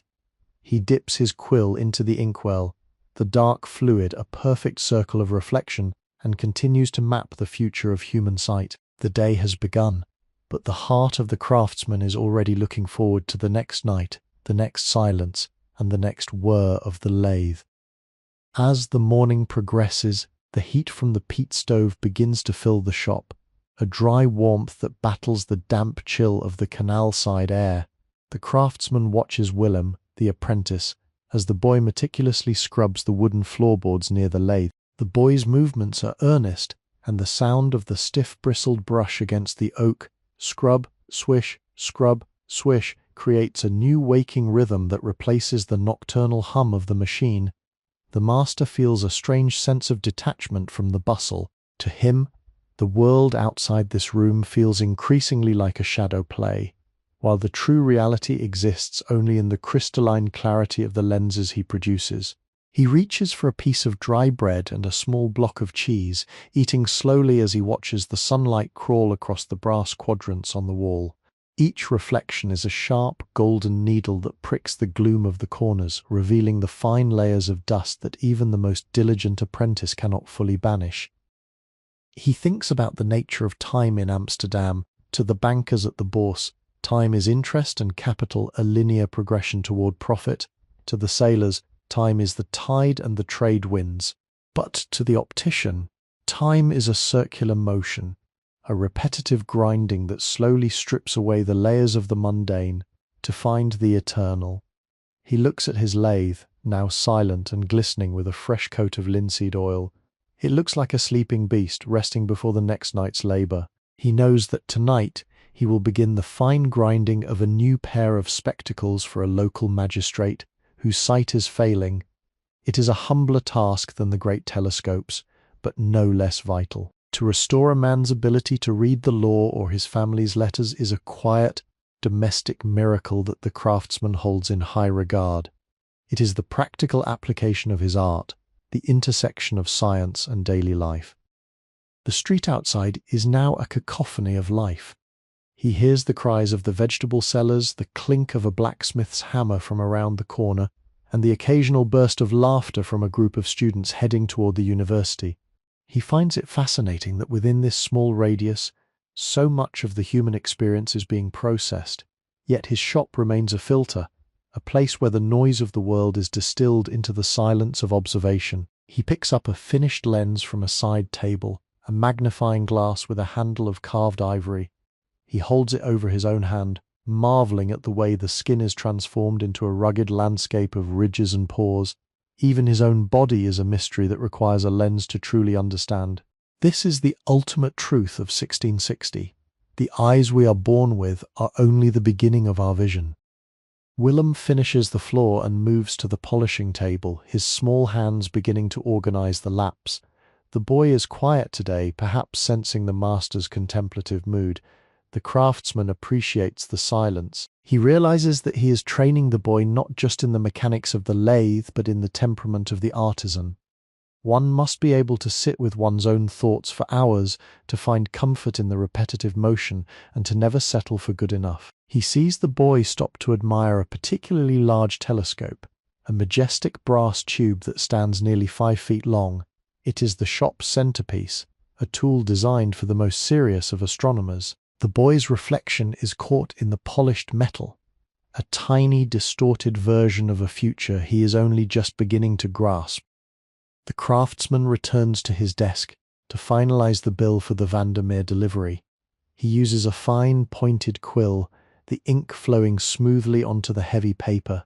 The price is high, reflecting the months of labor and the cost of the rare Venetian glass, but he knows the merchant will not haggle. In the Dutch Golden Age, clarity is a currency more stable than gold. As he seals the letter with a drop of red wax and his personal signet, a stylized I, he feels a sense of completion. The night's work is officially accounted for. He looks out the window one last time before retreating to his inner chamber for a final hour of rest. The fog has completely vanished, leaving the sky a bright, cold blue that seems to mock the limitations of the human eye. He knows that up there, even in the daylight, the planets are still moving, the stars are still burning, and his lenses are the only things that can truly bring them home. The midday sun reaches its zenith, casting a vertical light through the high, narrow windows that cuts through the shop like a series of celestial blades. The craftsman has taken a short, restorative nap and now returns to the main room, his spirit refreshed even if his limbs still carry the memory of the night's exertion. The air is warmer now, and the smell of the peat fire has merged with the aroma of hot wax and the metallic tang of the cooling brass. Willem has prepared the delivery crate for the merchant Vandermeer, lining the sturdy wooden box with layers of soft wool and oilcloth to ensure that the telescope survives the short but bumpy journey through the cobblestone streets.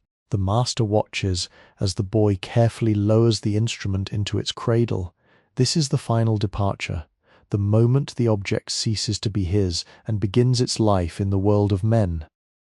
He walks to the counter and picks up a small leather-bound notebook. Inside are sketches of the moon, drawn during the winter months when the air was crisp and the atmospheric distortion was at its lowest. He compares the drawings to the lens he has just completed, checking the theoretical focal points against his empirical observations.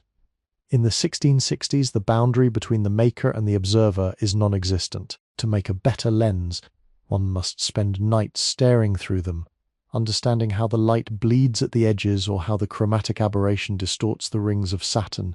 He is part of a grand conversation involving men in far-off London and Paris, letters carried by packet ships containing news of a new comet, or a refined method for measuring the speed of light. This shop is a terminal in a primitive but powerful network of global intelligence. A customer enters, not a student or a merchant this time, but a fellow craftsman, a clockmaker from the nearby Kalverstraat.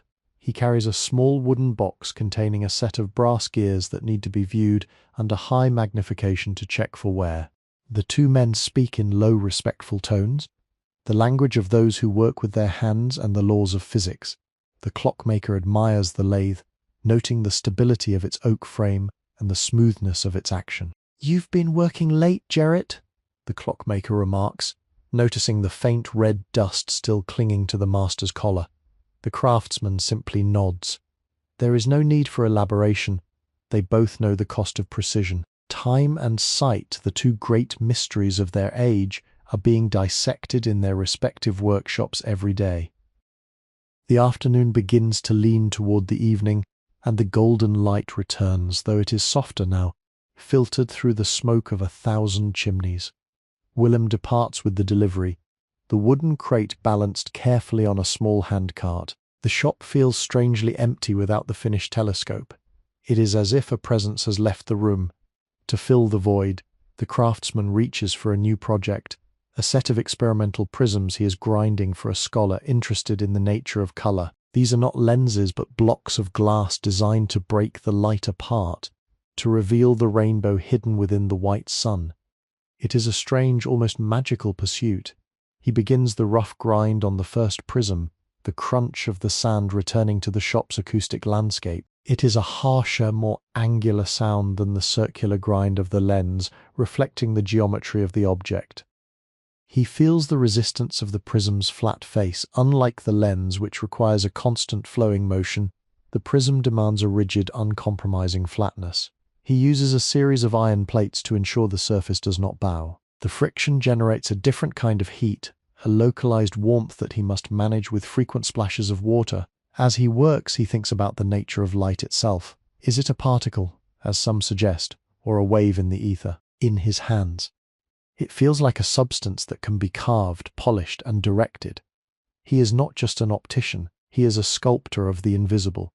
The shop is once again becoming a sanctuary as the outside world fades into the amber glow of the late afternoon. The rhythmic clink of the prism against the iron plate becomes the dominant sound.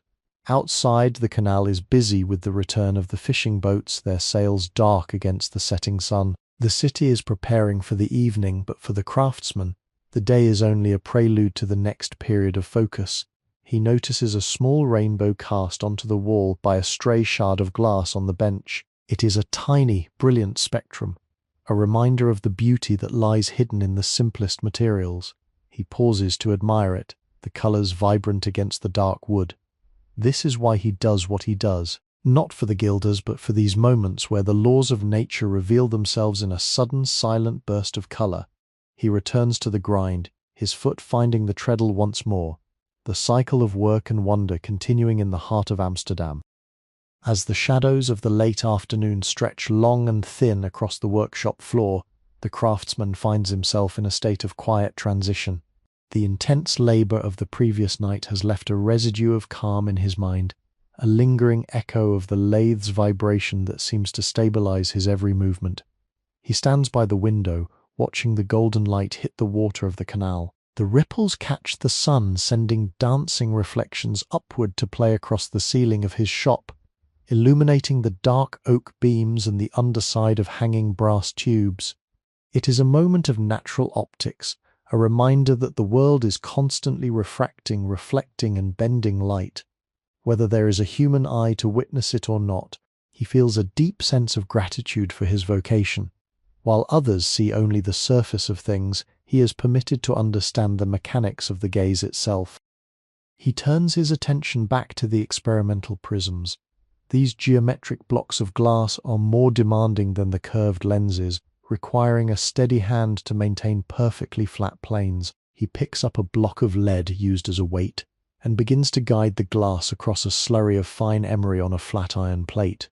The sound is a low, rhythmic thrum, a heavy and grounded noise that contrasts with the singing zip of the polishing wheel. Each stroke is deliberate. If he tilts the glass by even a fraction of a degree, the angles will be ruined, and the prism will fail to split the light into its constituent colors. He works with the patience of a man who knows that time is his most valuable tool. In the 1660s, there is no way to rush the truth. One must simply wait for the material to surrender. The shop door opens, and Willem returns from the merchant's house, his face flushed with the pride of a successful errand. He hands the master a small leather pouch containing the payment-heavy silver guilders that clink with a solid, reassuring sound.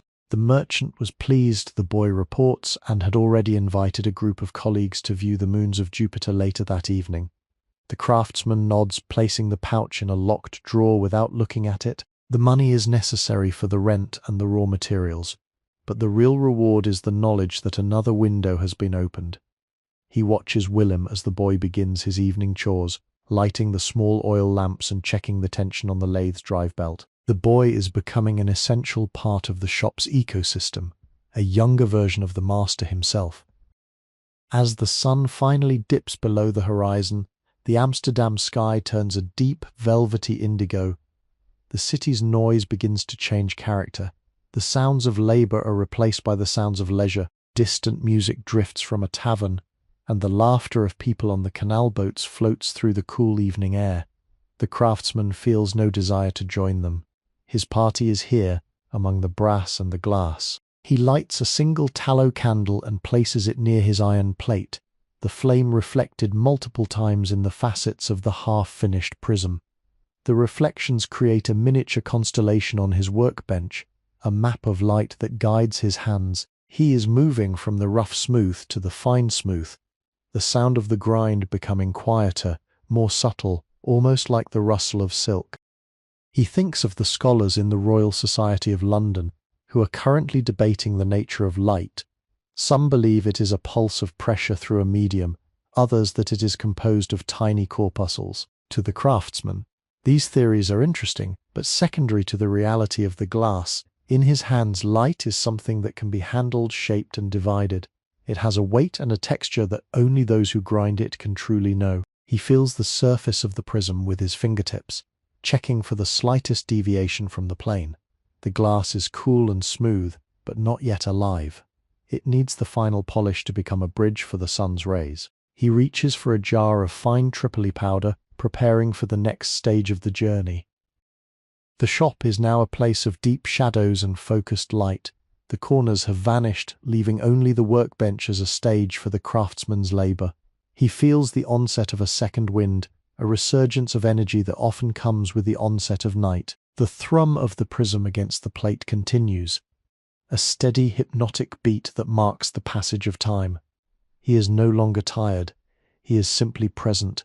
He notices a small moth circling the candle flame, its wings casting flickering shadows across his notes. He watches it with a scientist's curiosity, noting the way the light catches the dust on its wings. Everything is a subject for observation. Everything is a lesson in how the world is seen.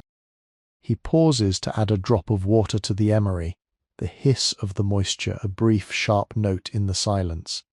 He is close to the end of the day's work, but the night is just beginning. He knows that in a few hours the fog will likely return, and he will be back at the lathe, finishing the spectacles for the magistrate. But for now he savours the specific challenge of the prism.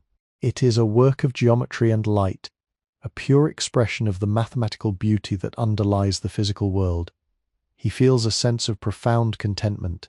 In this small shop in Amsterdam, in the year 1660, he has found a way to touch the infinite. The thrum resumes the craftsman and the glass moving together in the quiet sanctuary of science. The indigo sky of Amsterdam has finally surrendered to a deep, impenetrable black, and the shop has once again become a vessel of light in a sea of darkness. The craftsman has dismissed Willem for the night, and the silence that follows the boy's departure is thick and familiar. He stands over the prism, the flat surface is now smoothed to a matte finish that catches the candlelight like a piece of frozen mist.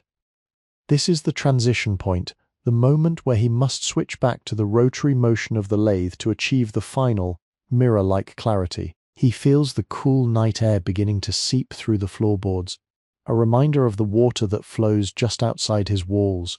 He moves to the stove and adds a few more lumps of peat, the fire flaring up briefly to cast a warm orange glow over the racks of specialized tools.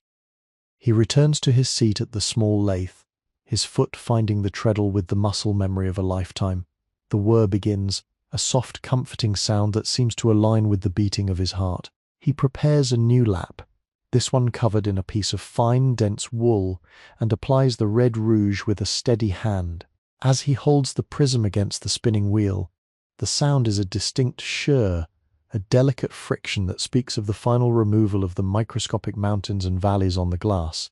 He is intensely aware of the heat being generated. With flat surfaces, the heat must be managed even more carefully than with curved ones, for uneven expansion can warp the plane and ruin the optical purity. He applies a single drop of lavender-scented water, the steam rising in a tiny, fragrant cloud. His mind drifts to the concept of the great chain of being, a philosophy that places everything in the universe in a specific, divinely ordained order. He feels his place in that chain somewhere between the raw minerals of the earth and the pure light of the stars. He is the translator, the one who takes the humble sand and turns it into a medium through which the human soul can contemplate the infinite. He thinks of the astronomer Johannes Kepler, who wrote of the harmony of the world. In the rhythmic whir and the shir of the lathe, the craftsman hears that harmony. It is a mathematical music, a song of ratios and curvatures that defines the very structure of reality. The 1660s are a time of great upheaval, with empires rising and falling, but in this room the laws of optics remain constant and true. Through the gaps in the shutters, he can hear the muffled thud of a crate being moved on a nearby wharf. The city is never truly asleep, but its nighttime activities are secretive, hidden behind the veil of the fog that is once again beginning to roll in from the harbour. He likes the way the fog isolates him. It turns the shop into a laboratory of the soul, a place where the distractions of the material world are stripped away. He notices that the first face of the prism is beginning to clear. Under the candle's glow, the matte finish is giving way to a brilliant, deep transparency. He can see the flame of the candle through the side of the glass, but now it is fragmented, bent by the geometry of the prism into a shivering rainbow of violet, blue, green, and red. It is a moment of pure magic, the birth of colour from the heart of the light. He continues the polish, his hand moving in a precise horizontal sweep across the rotating wool. The worshiper is the only voice in the room. He thinks of his own eyes, which are beginning to tire after so many hours of focus. He knows he cannot maintain this intensity forever, but for now, the work sustains him. He feels a connection to the glass that is almost biological, as if the pulse of his blood is flowing into the molecular structure of the silica. The red rouge stains his fingers, a mark of his priesthood in the temple of science. He is a man who deals in clarity, yet his world is often messy, filled with dust, mud, and the smell of hot metal. It is a paradox he has learned to love, that the most beautiful things are born from the most mundane labours. As the hour reaches midnight, he pauses to inspect the first face. He wipes it clean with a silk cloth and holds it up to the light. The surface is so flat, so perfect, that it seems to disappear when viewed edge-on. The light passes through it without a single stray reflection, emerging as a sharp, vibrant beam on the wall behind him. He smiles, a rare expression of pride that he allows only in the privacy of his workshop. One face is done, 2 more to go. He prepares the lathe for the second side, his movements economical and graceful. The night is still young, the fire is still warm, and the pursuit of the infinite continues. He is the craftsman of 1660, and in the heart of Amsterdam, he is slowly, patiently bringing the universe into focus. The bell of the Westerkerk tolls the first hour of the new day, a solitary sound that ripples through the dense Amsterdam mist before finding its way into the warmth of the workshop. The craftsman does not look up. His focus is anchored to the second face of the prism. The shir of the rouge-soaked wool against the glass has become a high-pitched, resonant whistle, a sign that the surfaces are becoming so smooth they are nearly vacuum-sealed by the thin film of moisture. He feels the tension in his shoulders, a dull ache that has lived there for 20 years, yet his hands remain as steady as the stone foundations of the city. He is currently engaged in the perfecting, the stage where the physical work ends and the spiritual discipline begins. To create a prism that truly resolves the spectrum, one must be mindful of the slightest variation in pressure. A heavy breath, a stray thought, or a momentary tensing of the wrist could introduce a microscopic distortion that would bleed the colours together, turning a pure rainbow into a muddy smudge. He thinks about the Dutch masters of painting, particularly those who have begun to experiment with the camera obscura, a dark room with a single lens that projects the world onto a canvas. He knows some of them secretly visit shops like his to buy the optics that allow them to trace the exact fall of light on a velvet sleeve or a pewter picture. They are chasing the same ghost he is, the absolute truth of the visual world. But while the painters seek to capture the appearance of things, he seeks to capture the mechanics. He feels a kinship with them, a shared obsession with the way a single ray of sun can define a space or reveal a soul. As he moves the prism across the lathe, he imagines the light as a liquid, a golden honey that he is pouring into a mould of glass. The red rouge paste on his fingers has dried into a dark, earthy crust, but the glass beneath his hand is becoming something celestial. The silence of the middle night is profound. It is a time when the ego of the city is asleep, leaving only the breathing of the canals and the quiet industry of the watchers. He notices a small drop of condensation running down the inside of his window, a tiny lens of water that magnifies a sliver of the dark street outside. He watches it for a moment, fascinated by how nature creates optics without effort, while he must toil for hours to achieve the same effect. It is a humbling thought. He returns to his task. The whir-shur of the treadle and the lap filling the vacuum of the room. He is now on the third and final face of the prism. This is the most dangerous stage. If he slips now, he risks damaging the two faces he has already perfected. He works with a hyper-awareness, his nerves extended into the very grain of the wood and the fibre of the wool. As the third face begins to take on its polish, the craftsman feels a strange sensation of lightness. The fatigue that dogged him at midnight has transformed into a crystalline clarity of mind. He begins to see the geometry of the room not as a collection of objects, but as a series of vectors and focal points. He sees the way the candlelight bends around the brass tubes and how the shadows are not truly black, but a deep translucent indigo. He is seeing the world as his lenses see it, without judgment, without narrative, only as a pure arrangement of light and shadow. He thinks of the philosopher Spinoza, who also grinds lenses for a living. He wonders if the philosopher finds the same metaphysical peace in the rhythm of the wheel, if the act of clarifying glass is in itself an act of clarifying the mind. The third face is finally done. He stops the lathe and the room suddenly feels heavy with the return of the silence. He unclamps the prism and carries it to the single candle. As he passes the glass through the light, a brilliant, vibrant spectrum erupts onto the wall of the shop. It is a band of colour so intense it seems to vibrate. The violet is the deep purple of a stormy sea, the yellow is the brilliance of a field of sunflowers, and the red is the colour of the very blood in his veins. He stands there, a tired man in a dark room, holding a rainbow in his hand. For a few moments he doesn't move. He simply watches the light, marvelling at the fact that the white sun contains all this hidden beauty, and that it took a piece of sand and a night of labour to reveal it. He places the prism on a silk cushion, its three faces gleaming with a terrifyingly perfect transparency. He knows that when the scholar from Harlem sees this, he will be able to prove things about the nature of the universe that were previously only guessed at. The craftsman feels a quiet sense of triumph. He has fulfilled his contract with the light. He walks to the hearth and rakes the embers, the warmth a comfort against the pre-dawn chill. He will not sleep yet. He will sit in the dark for a while, watching the prism catch the dying glow of the fire, a silent sentinel of the Enlightenment waiting for the sun to return.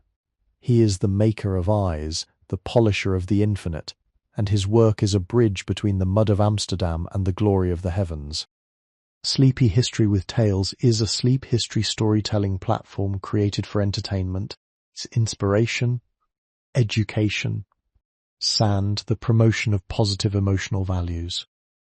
The hour before the dawn is the most secretive of all, a time when the mist from the IJ and the Amstel rivers creeps into the city's marrow, turning the brick-lined streets into a labyrinth of silver and shadow. The craftsman sits in his high-backed chair, the finished prism resting on the table before him like a solidified breath. He does not light a new candle. Instead, he allows his eyes to adjust to the dim blue-grey luminescence that filters through the shutters. The shop feels different at this hour, larger, more porous, as if the walls themselves are made of the same translucent material as his lenses.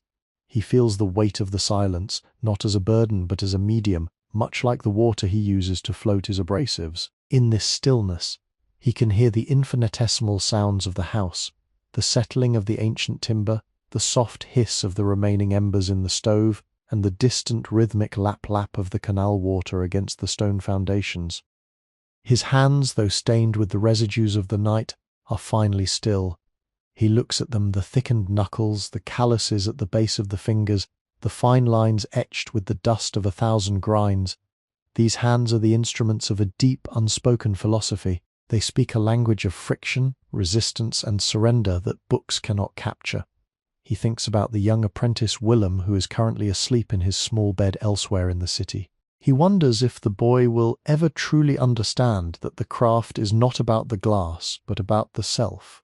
To grind a lens is to grind away one's own impatience. To polish a surface is to polish one's own perception. The 1660s are an age of discovery, yes, but for the craftsman, the greatest discovery is the capacity for absolute focus in a world that is inherently chaotic and blurred. The first hint of light begins to define the edges of the objects in the shop. The brass tubes of the telescopes on the racks appear first, long, dark silhouettes that gradually take on a dull metallic sheen. Then the jars of chemicals and sands emerge from the gloom, their labels written in his own steady hand, becoming legible once more. He stands up, his joints popping like dry twigs, and walks to the window. He pushes the shutter open just a fraction. The world outside is a monochromatic masterpiece. The skeletons of the leafless trees along the canal are etched against the fog, and a single lantern on a passing barge flickers like a dying star. He inhales the cold, damp air, and it tastes of salt, peat smoke, and the promise of a new day. He feels a profound sense of continuity. He is part of a lineage of watchers, a guild of men who have always stood at the edge of the dark to welcome the light. He returns to the workbench and picks up a small, fine-haired brush. He begins to clean the gears of a miniature clockwork drive he is building for a specialized solar telescope. This device is designed to track the sun's movement across the sky, compensating for the rotation of the Earth so that the image remains steady for the observer.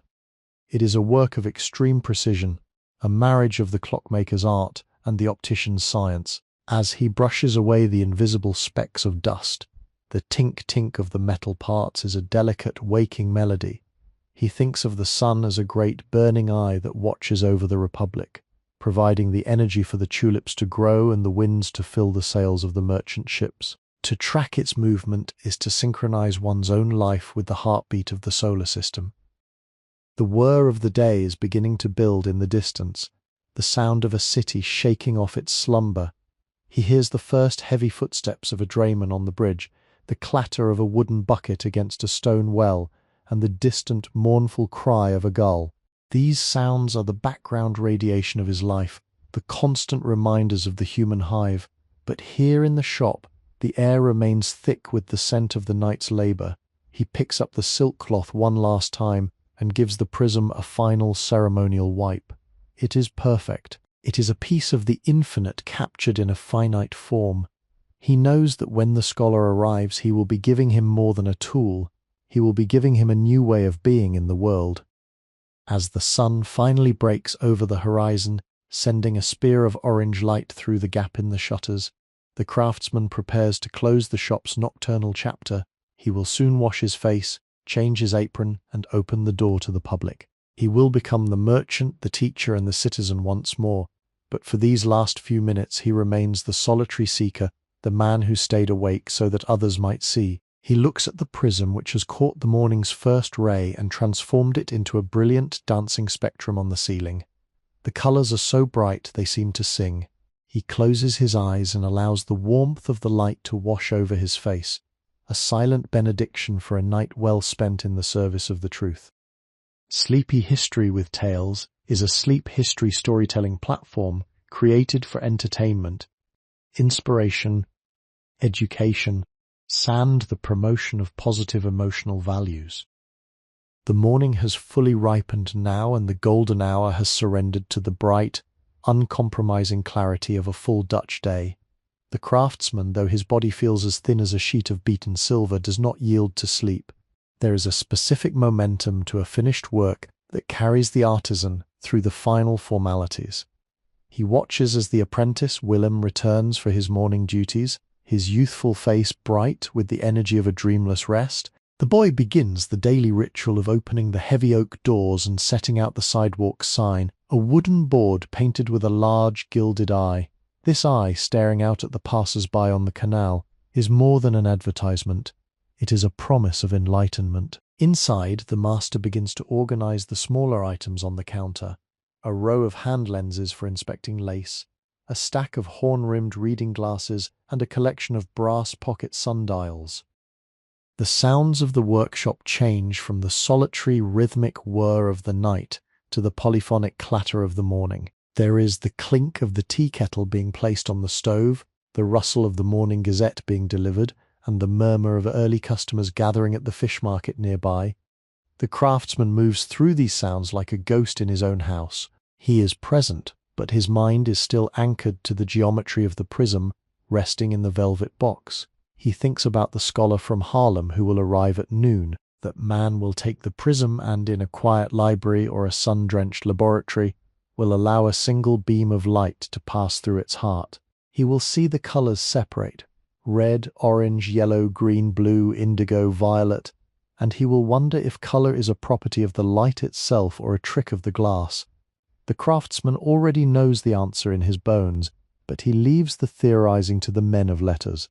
His truth is in the friction. A wealthy merchant's wife enters the shop, the silk of her skirts swishing against the doorframe. She is looking for a gift for her husband, something impressive but practical. The craftsman shows her a navigator's glass bound in fine Morocco leather, its brass fittings polished to a mirror shine. As she peers through the eyepiece, testing the focus against a distant church steeple, the craftsman observes her. He notices the momentary delight in her eyes when the blur vanishes, that universal human reaction to sudden clarity. It is the same reaction he saw in the student and the sea captain. No matter the status or the age, the act of seeing clearly is a profound joy. He realizes that his shop is a place where people come to have their limitations removed. He is a healer of a sort, a surgeon who operates on the light rather than the flesh. The afternoon sun begins to shift, casting a long rectangular patch of light across the floor. In this patch, Willem is practicing his own grinding technique on a piece of scrap glass. The boy's face is a mask of concentration, his tongue poking out slightly from the corner of his mouth. The master watches him from the shadows of the back counter, noting the way the boy handles the grit. Willem is still too fast, too eager. He has not yet learned that the glass cannot be bullied into transparency. It must be coaxed. The craftsman walks over and places a steadying hand on the boy's shoulder. "Slower, Willem," he says, his voice a low vibration in the quiet shop. "Feel the grain. Listen to the stone. The glass will tell you when it is ready to change." This passing of knowledge is a quiet, ancient tradition, a thread of continuity that stretches back to the first makers in Venice and forward to generations not yet born. By the time the Harlem scholar arrives, the shop is bathed in the amber glow of the late afternoon. The meeting is brief and professional. The scholar, a man with ink-stained fingers and a sharp, inquisitive nose, examines the prism with a jeweler's loupe. He stays silent for a long time, turning the glass in the light. Finally, he looks up at the craftsman and gives a single appreciative nod. "The surfaces are truly flat, Master Gerrit," he says. "I can see no ripple, no deviation." He pays the remainder of the fee in gold ducats and departs, carrying the box as if it contained a holy relic. The craftsman watches him go, feeling a final, satisfying click in his mind. The work is out in the world now. It has left the sanctuary of the shop to become a part of the history of science. As evening approaches once more, the craftsman finally allows himself to sit. The shop is quiet again, the door locked and the shutters partially drawn. He looks at the lathe, the silent partner of his long vigil. He feels the exhaustion now, a heavy warm wave that pulls at his eyelids. But before he retires to his small bed upstairs, he takes a final piece of raw glass from the crate. He weighs it in his hand, feeling its rough, unpromising texture. He knows that tomorrow, or perhaps the night after, the whir will return. The grit will crunch, the water will hiss, and the red rouge will stain his fingers once more. The cycle of the 1660s continues, a world of shadow and light, of struggle and clarity, and of the quiet, enduring pursuit of the infinite. He closes his eyes, the image of a dancing spectrum still burned into his retinas, and drifts into a deep, well-earned sleep. Sleepy History, with Tales, is a sleep history storytelling platform created for entertainment, its inspiration, education, and the promotion of positive emotional values. The sleep of the craftsman is deep and dreamless, a heavy immersion into the silent depths of a mind that has spent its waking hours in a state of absolute focus.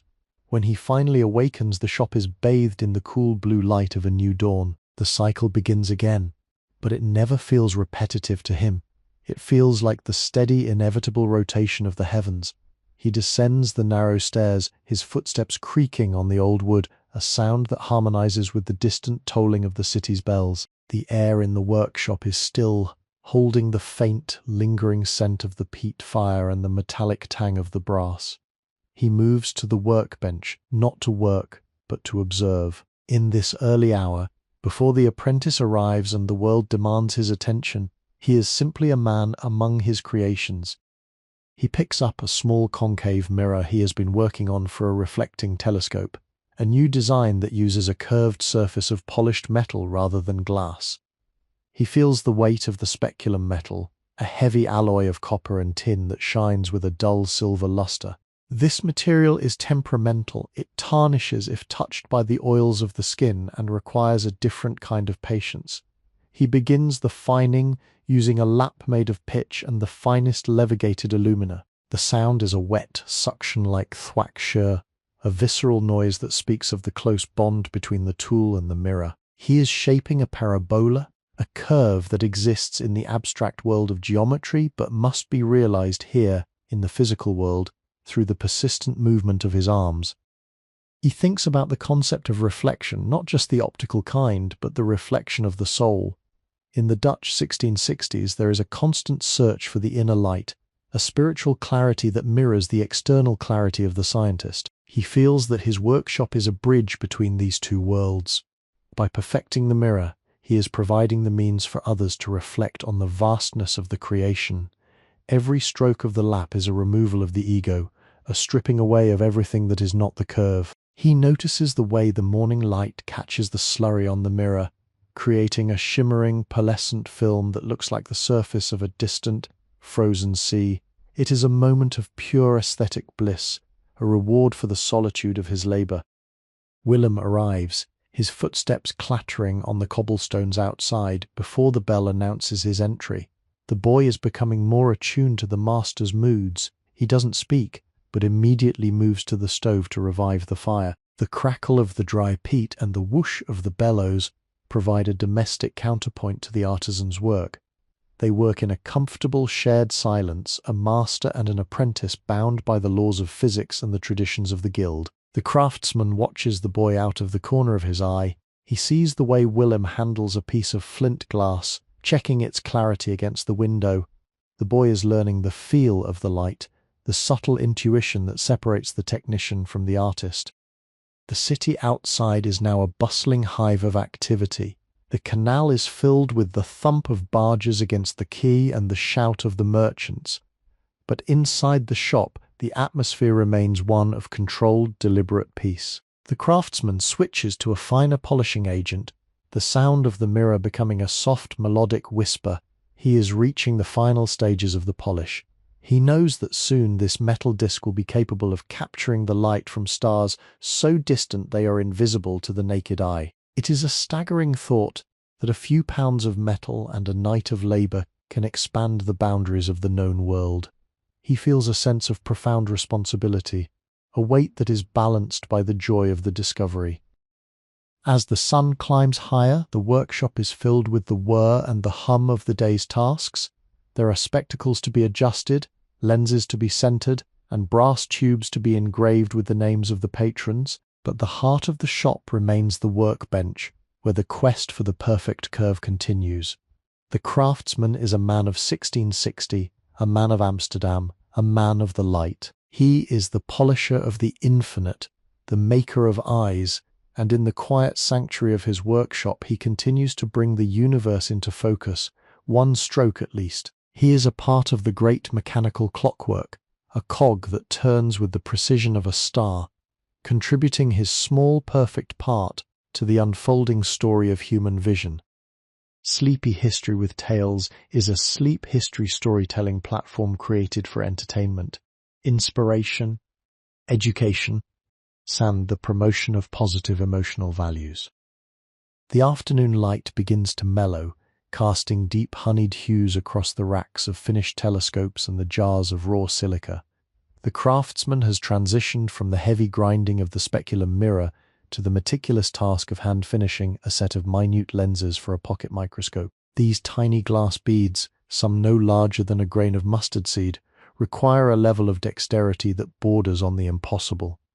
He uses a specialized tool, a small, silver-tipped rod, to hold the glass against a rotating lap of boxwood. The sound is a faint, rhythmic tick-tick-tick like the heartbeat of a tiny insect. Each movement must be infinitesimal. He holds his breath as he applies the pressure, his entire world narrowing down to a single point of light reflected in the curve of the glass. In these moments, the artisan transcends his physical surroundings. He is no longer in a shop in Amsterdam, but in a realm of pure proportion and scale. He thinks about the hidden world that these lenses will reveal. To the unassisted eye, a drop of canal water is merely a liquid. Through these tiny spheres, it becomes a teeming jungle of animalcules, living creatures that swim, hunt, and reproduce in a universe invisible to the merchant and the prince. He feels a sense of awe at this secret layer of reality. The 1660s are a decade of shifting boundaries, where the very definition of life is being expanded by the quality of a man's polish.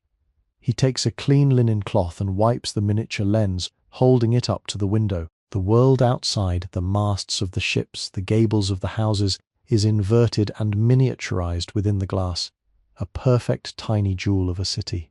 This is the power of the small, to contain the vast within the microscopic. Willem is currently occupied with the polishing of a large brass objective tube, the shir of the emery cloth creating a steady industrial drone.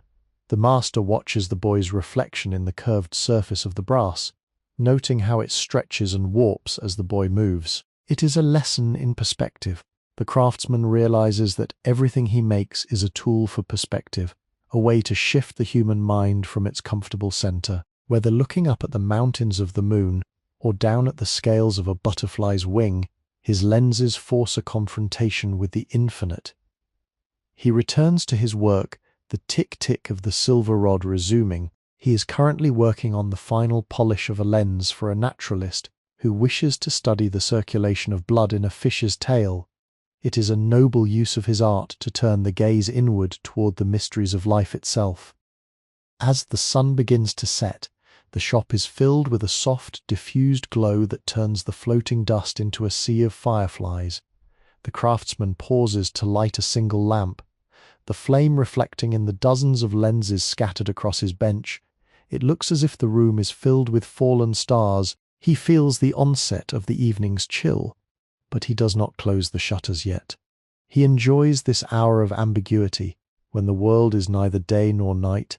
He thinks about the Great Fire of London that occurred just a few years ago, and how the news of it had reached Amsterdam like a dark cloud. It was a reminder of how quickly the works of man can be reduced to ash. But glass, he thinks, is different. If buried in the earth, it can survive for millennia, a silent witness to the skill of the hands that shaped it. This thought gives him a sense of permanence in an era of constant change. The tick-tick of the microscope work finally ceases. He has finished the set. He places the tiny lenses in a box lined with green velvet, where they sit like drops of morning dew. He feels the physical toll of the day, the strain in his neck, the stiffness in his fingers, but his spirit is light. He has created more clarity today than existed yesterday. He walks to the door and stands on the threshold, looking out at the canal. The water is dark now, reflecting the first few lanterns of the evening. He hears the splash of an oar and the murmur of a distant conversation. The city is a living thing, a complex machine of trade and passion, and he is its quiet observer. He will soon return to his lathe for the night's next project. But for now he simply stands and breathes. He is Gerrit, the optician, a man who lives in the narrow space between the seen and the unseen. He is a child of the Dutch Golden Age, a servant of the light, and a master of the grind. As the stars begin to emerge in the indigo sky, he looks up at them not as distant lights but as old friends, waiting for him to bring them closer once again. The whir will soon return, the silence will follow, and the work of the infinite will continue in the heart of Amsterdam. Sleepy History with Tales is a sleep history storytelling platform created for entertainment. inspiration, education, sand the promotion of positive emotional values. The deep velvet mantle of midnight has once again draped itself over the city of Amsterdam, and the craftsman finds himself in the familiar womb-like embrace of his workshop. The transition from the public duties of the day to the private vigils of the night is always marked by a singular action, the lighting of the heavy beeswax candle that sits beside his primary lathe. As the flame stretches upward, it illuminates a new challenge, a thick slab of rare dark-tinted glass intended for a solar helioscope. This project is a commission from a mathematician in Paris who wishes to study the sunspots without the risk of searing his retinas. The glass is a deep, smoky amber, almost opaque until held directly against a strong light. The craftsman begins by mounting it to the wooden block with a layer of hot black pitch, the hiss of the cooling adhesive a sharp punctuation in the silence of the room. He begins the rough grind, the crunch grind of the coarse sand echoing against the brick walls. This glass is harder than the flint variety, requiring more physical effort to tame. He feels the resistance in his shoulder, the friction traveling through the wooden bone, a direct physical link between the man and the medium. He thinks about the sun, that celestial furnace that dominates the heavens, and how he is crafting a filter to tame its fury. It is a profound irony that he, a man working in the deep shadows of a Dutch basement, is the one to provide the bridge to the most brilliant object in the universe. In the 1660s, the sun is not just a light source, it is a symbol of the king, of God, and of the fundamental energy of life. To look at it directly is to court madness or blindness, but through his polish it becomes a study in geometry and change.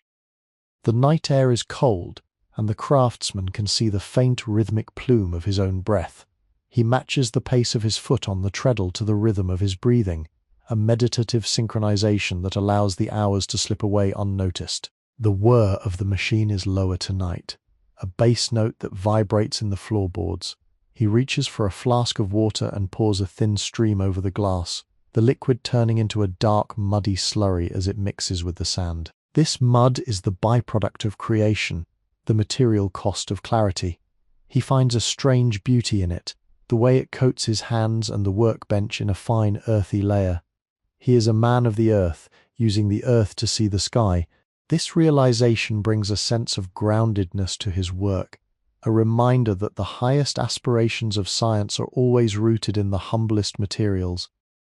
Through the narrow window, he can see the moon reflected in the canal, a shimmering silver coin that ripples whenever a water rat scurries across the surface. The moon is a cold light, a reflected light, a light that does not burn. He prefers it to the sun, for it is the light of the thinker, the philosopher, and the artisan. But his current task is for the sun, and so he pushes forward, moving from the coarse sand to the mid-grade pumice. The sound shifts, the crunch giving way to a more fluid, watery shosh-shosh. He feels the surface of the amber glass beginning to yield, the jagged irregularities of the raw slab being smoothed into a uniform matted curve. This is the stage where the form is established, the truth of the lens set into the material. He thinks about the concept of filtering, not just in optics, but in life. He filters the noise of the city to find the silence of his work. He filters the distractions of the day to find the focus of the night. His entire existence is a process of refinement, of removing the unnecessary to reveal the essential. As the hour reaches 3 in the morning, the shosh-shosh of the pumice becomes a hypnotic lullaby. He is tired, but it is a clean tiredness, the fatigue of a mind that has found its proper gear. He pauses to wipe the lens, holding it up to his candle. The flame appears as a tiny orange ghost within the dark depths of the glass, a captured spark that will soon be replaced by the image of the sun itself. He is satisfied. The geometry is true, the curve is consistent, and the glass is ready for the fine smooth. He returns to his task, the whir of the lathe picking up speed as he begins the next phase. The silence of the 1660s is a heavy silence, but it is never empty. It is filled with the potential of discovery, the scent of lavender oil and beeswax, and the steady, tireless movement of a man who believes that the universe can be understood, 1 micron at least. As he works, the world outside begins its slow, imperceptible shift toward the dawn. But for now the craftsman remains in his sanctuary, a guardian of the vision, a polisher of the infinite, and a witness to the secret life of the light. Sleepy History with Tales is a sleep history storytelling platform created for entertainment, inspiration, education, and the promotion of positive emotional values. The transition from the mid-grade pumice to the fine emery marks a significant shift in the workshop's atmosphere. As the craftsman reaches the fourth hour of his solitary vigil, the shosh-shosh of the grinding wheel evolves into a high-pitched, metallic singing. This is the stage of the fine smooth, where the amber glass for the solar helioscope begins to lose its abrasive character and starts to behave like a liquid. The slurry is now as thin as milk, and the craftsman must use his fingertips to feel for any microscopic grains of grit that might have survived the previous stage. A single stray pebble at this point would be a catastrophe, carving a deep, jagged canyon across the pristine curve he has spent hours establishing. He works with a surgical caution, his touch as light as a feather, guiding the dark glass across the rotating lap with a fluidity that masks the immense concentration required to maintain the axis. He thinks about the nature of shadow in his shop. Shadows are his constant companions, hiding in the rafters and pooling around the bases of his heavy oak cabinets. But for the astronomer in Paris who will use this lens, shadow will be the object of study, the dark, cool islands of sunspots drifting across the fiery surface of our star. To see the dark within the light, one needs a filter that is itself a piece of controlled shadow. He feels a poetic symmetry in this. He is polishing a piece of darkness so that a man may better understand the light. In the 1660s, the sun is increasingly understood not as a perfect, unchanging orb of divine fire, but as a dynamic, turbulent body with its own weather and its own mysteries. He is providing the veil that allows the human eye to look upon the face of the sun without being consumed by its glory. The cold of the early morning has intensified, and the oil in the small lamps on the wall has become thick and sluggish. The craftsman moves to the stove to warm his hands, the clatter of the iron lid and the hiss of the dying embers sounding unnaturally loud in the vacuum of the night. He watches his hands reddened by the cold and stained by the dark pitch, and wonders how many thousands of miles they have travelled across the surface of the glass over the years. He is a traveller of surfaces and navigator of the microscopic plains and valleys of the silica world. As he warms his fingers, he looks at the finished telescopes on the wall, their brass bodies gleaming like dormant cannons. They are the artillery of the intellect, aimed at the heavens to conquer the unknown. He returns to the lathe, the whir resuming as his foot finds the rhythmic beat of the treadle. He begins the final phase of the fine smooth, the sound now a mere whisper, a wish-wish that is barely audible over the sound of his own breathing. He is entering the zone of transparency, where the matte surface begins to show the first hints of a reflection. He sees the ghost of his candle flame appearing in the dark depths of the amber glass, a flickering orange spark that seems to be trapped within the material itself. This is the moment of transformation, where the earth-bound stone begins to acquire the properties of the sky. He feels a surge of quiet energy, a second wind that carries him through the exhaustion of the fifth hour. The world outside may be frozen in the grip of the North Sea mist, but here, in the heart of the grind, there is a warmth of purpose that transcends the physical. Through the gaps in the shutters, the sky has begun to turn a deep, bruised violet, the colour of a plum. The stars are fading, their light being swallowed by the approaching dawn. He knows that soon Willem will arrive, the bells will ring, and the mundane world will reclaim him. But for these final minutes of the deep night, he is the only man in Amsterdam who is awake to witness the birth of a new vision. He applies the last drop of water to the lap, the wish fading into a profound, expectant silence as the lathe coasts to a stop. He unclamps the dark glass, holding it up to the waning moonlight. It is smooth, uniform, and possesses a sombre, regal beauty.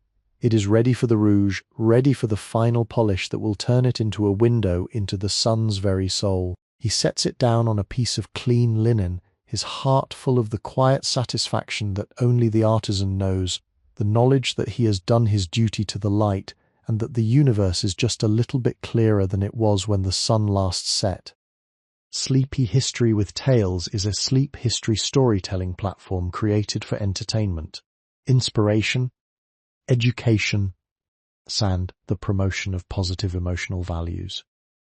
The first bird has begun its song in the courtyard, a solitary, liquid note that pierces the grey veil of the Amsterdam dawn. Inside the workshop, the craftsman prepares for the final act of the night, the transition to the red rouge polish for the dark amber solar lens. He moves with a slow, deliberate grace, his body a well-tuned instrument that understands the necessity of this threshold. He takes a small porcelain jar of the finest iron oxide, the rouge, and mixes it with a few drops of distilled water until it reaches the consistency of heavy cream. The color is deep and sanguine, a stark, visceral red against the somber darkness of the helioscope glass. He spreads the paste over a fresh wool lap, his fingers tracing the circular path the glass will soon take. The scent is metallic and ancient, the smell of the Earth's iron core brought into the service of the sun. As he engages the treadle, the lathe emits a low, resonant hum, a sound that seems to vibrate in the very marrow of his bones. He holds the amber disc against the spinning wool, and the sound of the workshop changes once more. Gone is the whish and the shir of the grind. In its place is a silent, suction-like pull, the sound of molecular friction becoming heat. He feels the glass warm beneath his palms, a localized fever that he must monitor with the sensitivity of a physician. In the 1660s, there are no gauges to measure the temperature of the polish, only the intuition of the skin and the drag of the material. He knows that if the glass becomes too hot, the pitch mounting will soften and the lens will tilt, ruining the perfect parabola he has spent the last 8 hours coaxing from the raw slab. He thinks about the mathematician in Paris, sitting at a desk littered with calculations of planetary orbits and solar diameters.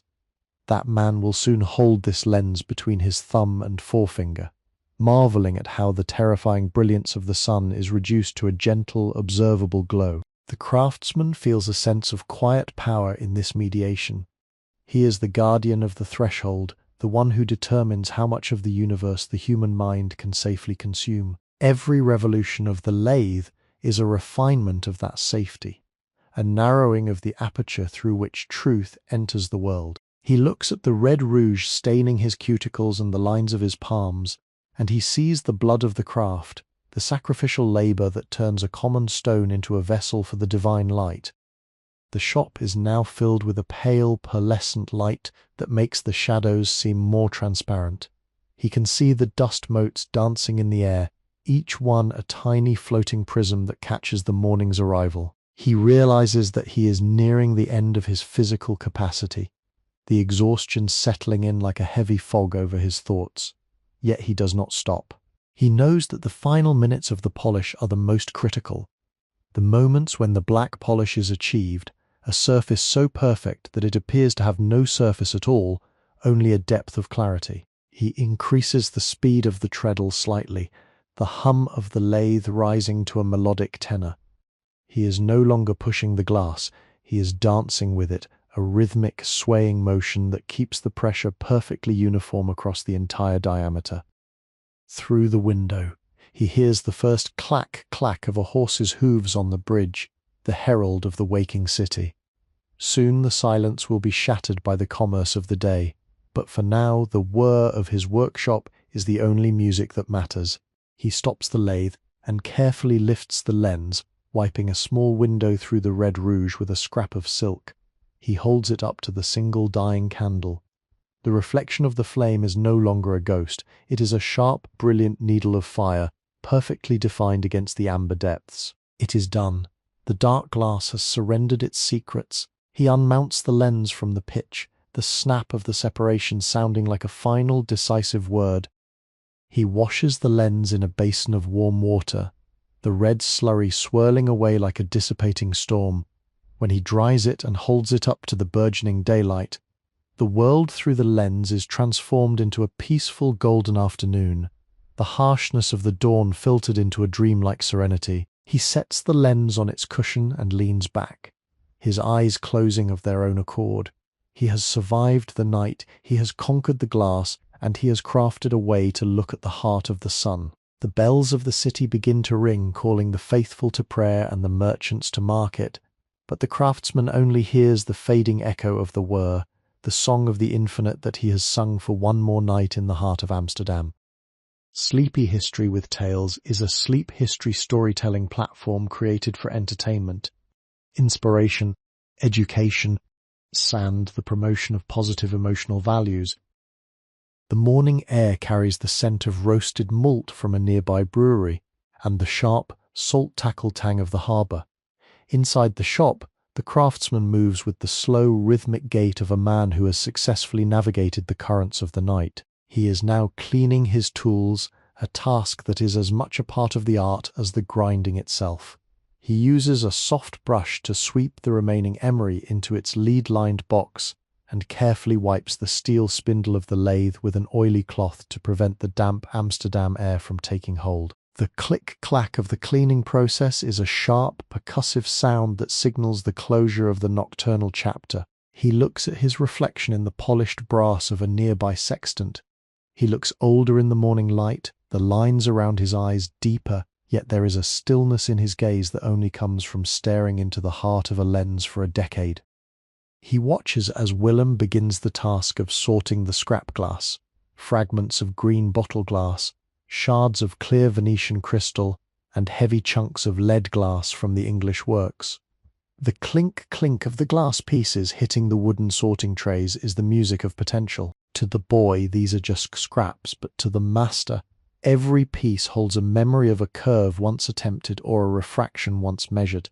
He thinks about the continuity of his craft. He is not just making tools, he is part of an unbroken chain of human curiosity. From the first primitive lenses found in the ruins of ancient empires to the complex compound systems he builds today, the goal has remained unchanged: to bridge the gap between human limitation and the vastness of the Creator's design. This sense of historical weight gives him a quiet strength, a feeling that his small shop is a lighthouse in a world that is often dark and confused.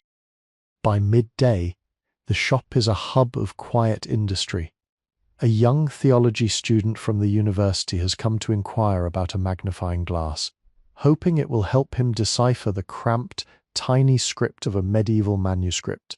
The craftsman watches as the student holds the lens over the parchment, his eyes widening as the blurred symbols snap into sharp black clarity. It is as if the light itself has become intelligent, the student whispers.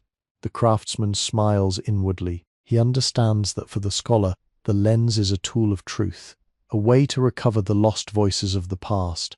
For the craftsman, however, the truth is in the glass itself, the way it bends the rays of the sun without prejudice, whether it is revealing a holy word or the leg of a flea.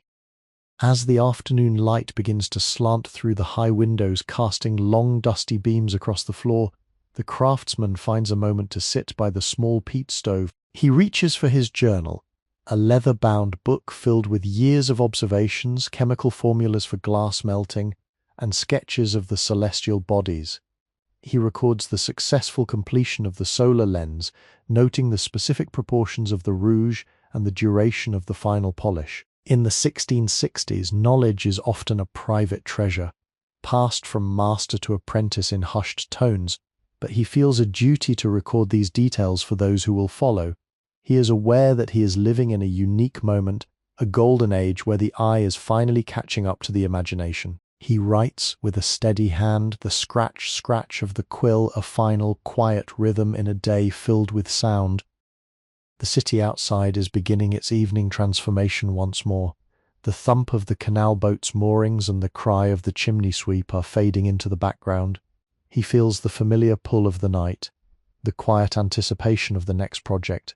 He looks at a new block of crown glass resting on his bench, its edges sharp and unworked, waiting for the lathe, the grit, and the silence.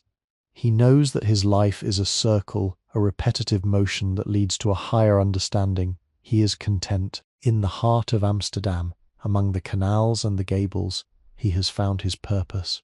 He is the maker of sight, the polisher of the infinite, and as the first star of the evening appears in the violet sky, he is ready to begin again.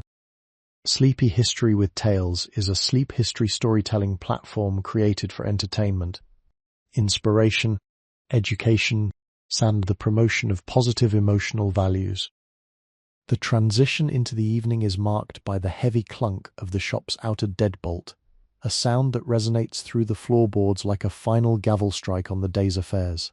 Outside, the bells of the Oude Kerk chime the hour, their deep bronze vibrations shuddering the glass panes in their leaden frames. The craftsman stands in the dimming light of his workshop, watching the dust motes settle upon the surfaces of his tools as if they were falling snow. Willem has gone home to his mother's soup and the warmth of a family hearth. Leaving the master alone with the ghosts of his machines, he moves to the corner and lights the single thick tallow candle that serves as his evening companion. The flame flickers, casting a long, distorted shadow of the great telescope against the wall, a silhouette that looks like a giant's finger pointing toward the heavens. He picks up a new block of crown glass, cold and jagged at its edges, and weighs it in his hand. This piece is destined to become an objective lens for a sea captain's spyglass, a tool that must withstand the salt spray of the Atlantic and the erratic temperatures of the Southern Cross. He feels the raw potential in the stone. It is currently a barrier to the light, but soon it will be its most faithful servant. He mounts the glass to the lathe's headstock with a dollop of hot pitch, the scent of pine resin filling his nostrils and grounding him in the physical reality of his craft. There is something deeply satisfying about the stickiness of the pitch, the way it binds the fragile glass to the unyielding wood. It is the marriage of the delicate and the durable, a metaphor for his own life, spent between the ethereal world of light and the grimy world of the workshop. As the treadle begins its rhythmic creak-thump, the craftsman enters the familiar trance of the rough grind. The sound of the coarse sand eating into the glass is a harsh, primitive crunch, a noise that would be grating to anyone else but is a lullaby to him. It is the sound of progress. He thinks about the ships currently sailing toward the East Indies, their officers squinting through inferior lenses, searching for the jagged line of a coast or the telltale flutter of a pirate's flag. His work tonight will eventually find its way into the calloused hands of such a man. He feels a sense of quiet pride, knowing that his precision might one day save a crew from a hidden reef. In the 1660s, the world is expanding, and it is the opticians who are mapping its edges, 1 millimeter of curvature at a time. The night deepens, and the city of Amsterdam falls into its peculiar, watery silence. The only sounds from outside are the occasional slap of a wave against a moored boat and the distant, muffled call of a night watchman. The craftsman's mind wanders to the stars he sees through his own instruments, the moons of Jupiter, the rings of Saturn, the vast milky rivers of the galaxy. He feels a strange kinship with the glass he is grinding. Like the glass, he is being shaped by friction and pressure, his edges worn smooth by the years, his purpose becoming clearer as his physical strength wanes. He pauses to add a splash of water to the grinding pan, the hiss of the liquid cooling the friction-heated stone. The slurry is thick and grey now, a liquid stone that coats his forearms and stains his leather apron. He moves from the coarse sand to the finer emery, and the crunch softens into a hiss-shur. The resistance of the glass changes, it becomes more compliant, more willing to take the shape he demands. He checks the curvature with a brass template, the metal tinkling against the glass. It is nearly perfect. He feels the satisfaction of a job well done. But he knows that the hardest part is yet to come, the long, patient hours of polishing that will turn this grey, translucent disc into a window of absolute clarity. He wipes his brow with the back of a hand, leaving a smear of grit across his forehead. He doesn't mind the mess. In this shop, the dirt is the precursor to the light. As the candle burns lower, casting a warmer, more golden glow over the workbench, the craftsman prepares for the next stage. He is tired, yes, but it is the exhaustion of a man who has found his place in the universe. He knows that when he finally sleeps, he will dream of spheres and parabolas, of light bending through water and glass, and of the great silent clockwork of the stars. He is Gerrit of Amsterdam, a man who lives in the narrow space between the seen and the unseen. And tonight, like every night, he is content to be the light's most humble servant.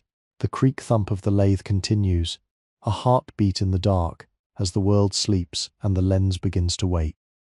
Sleepy History with Tales is a sleep history storytelling platform created for entertainment, inspiration, education, and the promotion of positive emotional values.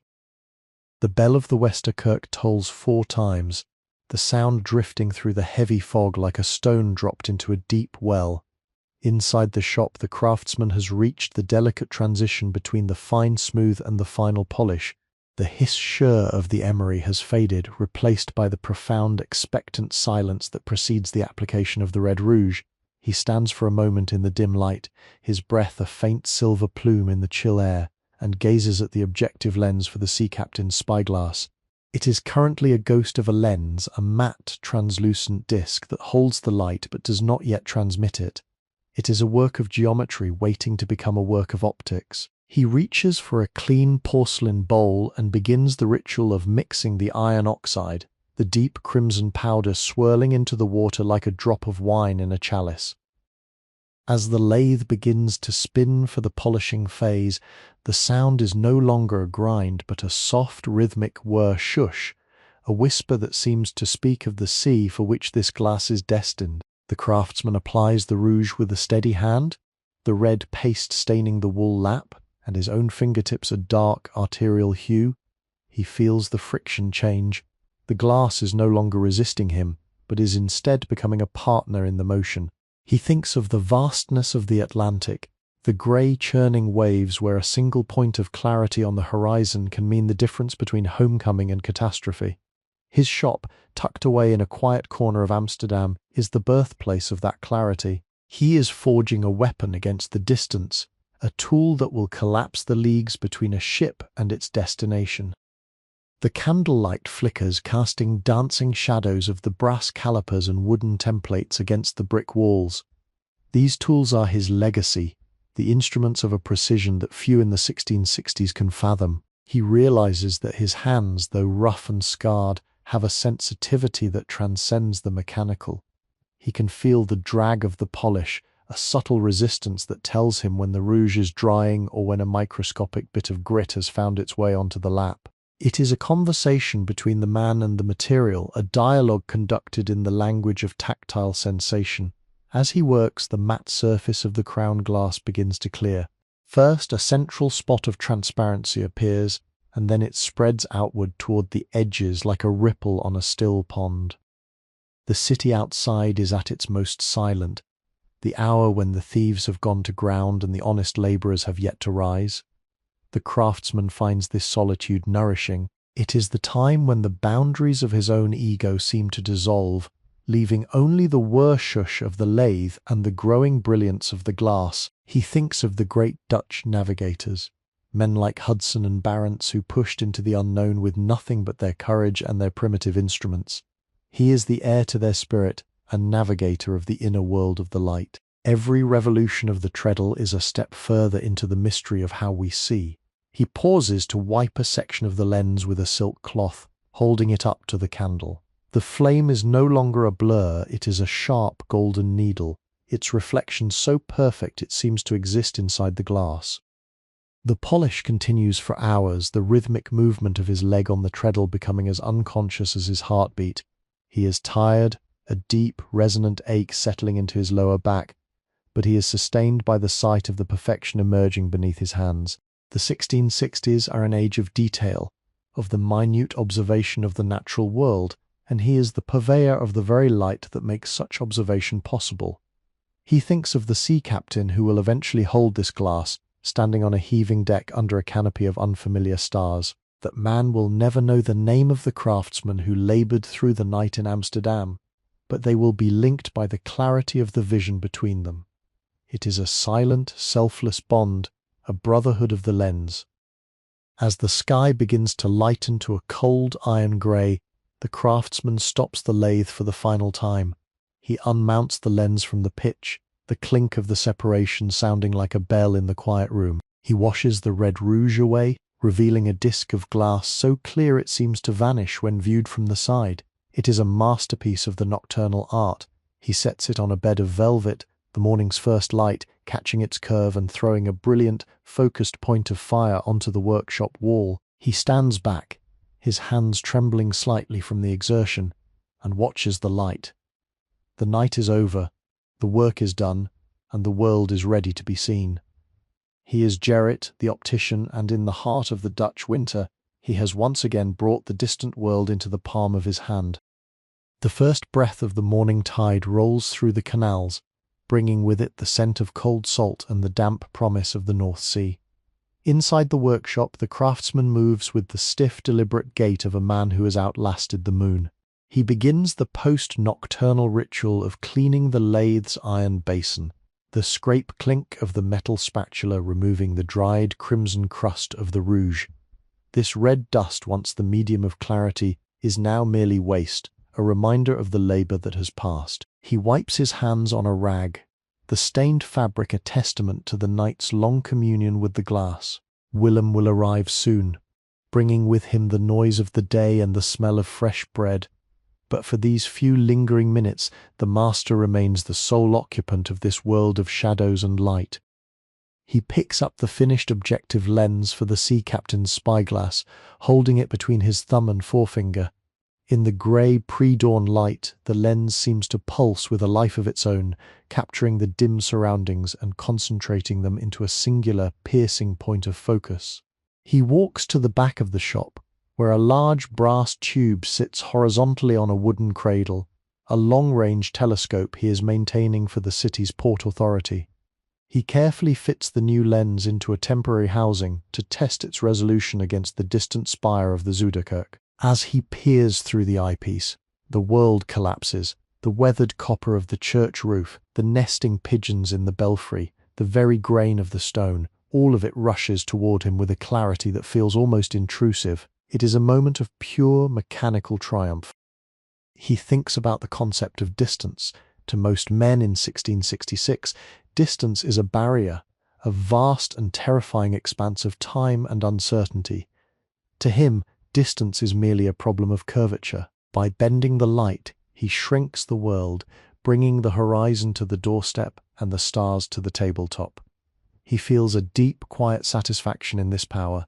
He is not a king or a general, but he holds the keys to the visible world. He notices a small merchant ship beginning its slow journey out toward the harbour, its sails ghost-white in the mist. Within weeks that ship may be miles from any shore, and the safety of its crew will depend on the quality of the optics in the captain's hand. He feels the weight of that responsibility, a solemn gravity that balances the lightness of his success. As the sun finally clears the rooftops, the workshop is flooded with a brilliant horizontal light that turns the floating dust into a sea of liquid gold. The craftsman takes a seat at his small desk, his body finally beginning to surrender to the accumulated fatigue. He opens his ledger to record the night's progress, the scratch-scratch of the quill providing a final domestic rhythm to the end of his watch. He notes the exact focal length of the captain's lens and the grade of the crown glass used. In the 1660s, these details are the currency of the future, the foundations upon which the next century of discovery will be built. He is a man of his time, yet his work reaches forward, whispering to the scientists and explorers of ages yet to come. The city is now fully awake, a cacophony of clatter, shout, and ring. The shop door will soon open to the public, and he will become the merchant once more, discussing prices and fitting frames for the near-sighted burghers of Amsterdam. But his heart remains with the lathe and the light. He looks at the velvet-lined box where the new lens rests, a jewel of human ingenuity. He has done his work well. He has turned the dark into the light, the blur into the sharp, and the distant into the near. As he closes his eyes for a brief, restorative nap, the image of the Zuiderkerk spire remains burned into his mind, a testament to the night, the glass, and the enduring quest for the infinite. The grind is finished. The vision is clear. Sleepy History with Tales is a sleep history storytelling platform created for entertainment, inspiration, education, and the promotion of positive emotional values. Sleepy History Tales is created for relaxation, entertainment, and sleep purposes. The stories shared on this channel are inspired by historical events, daily life, and real periods in history, but they may be simplified, adapted, or narrated in a calming way to enhance the listening experience. This content is not intended to be a precise academic or educational source. While we aim to stay generally accurate, some details may be altered for storytelling flow and relaxation. Please do not rely on this channel as a primary source for historical research or study. By listening, you acknowledge that this content is designed to help you unwind, relax, and fall asleep. Thank you for your understanding and support.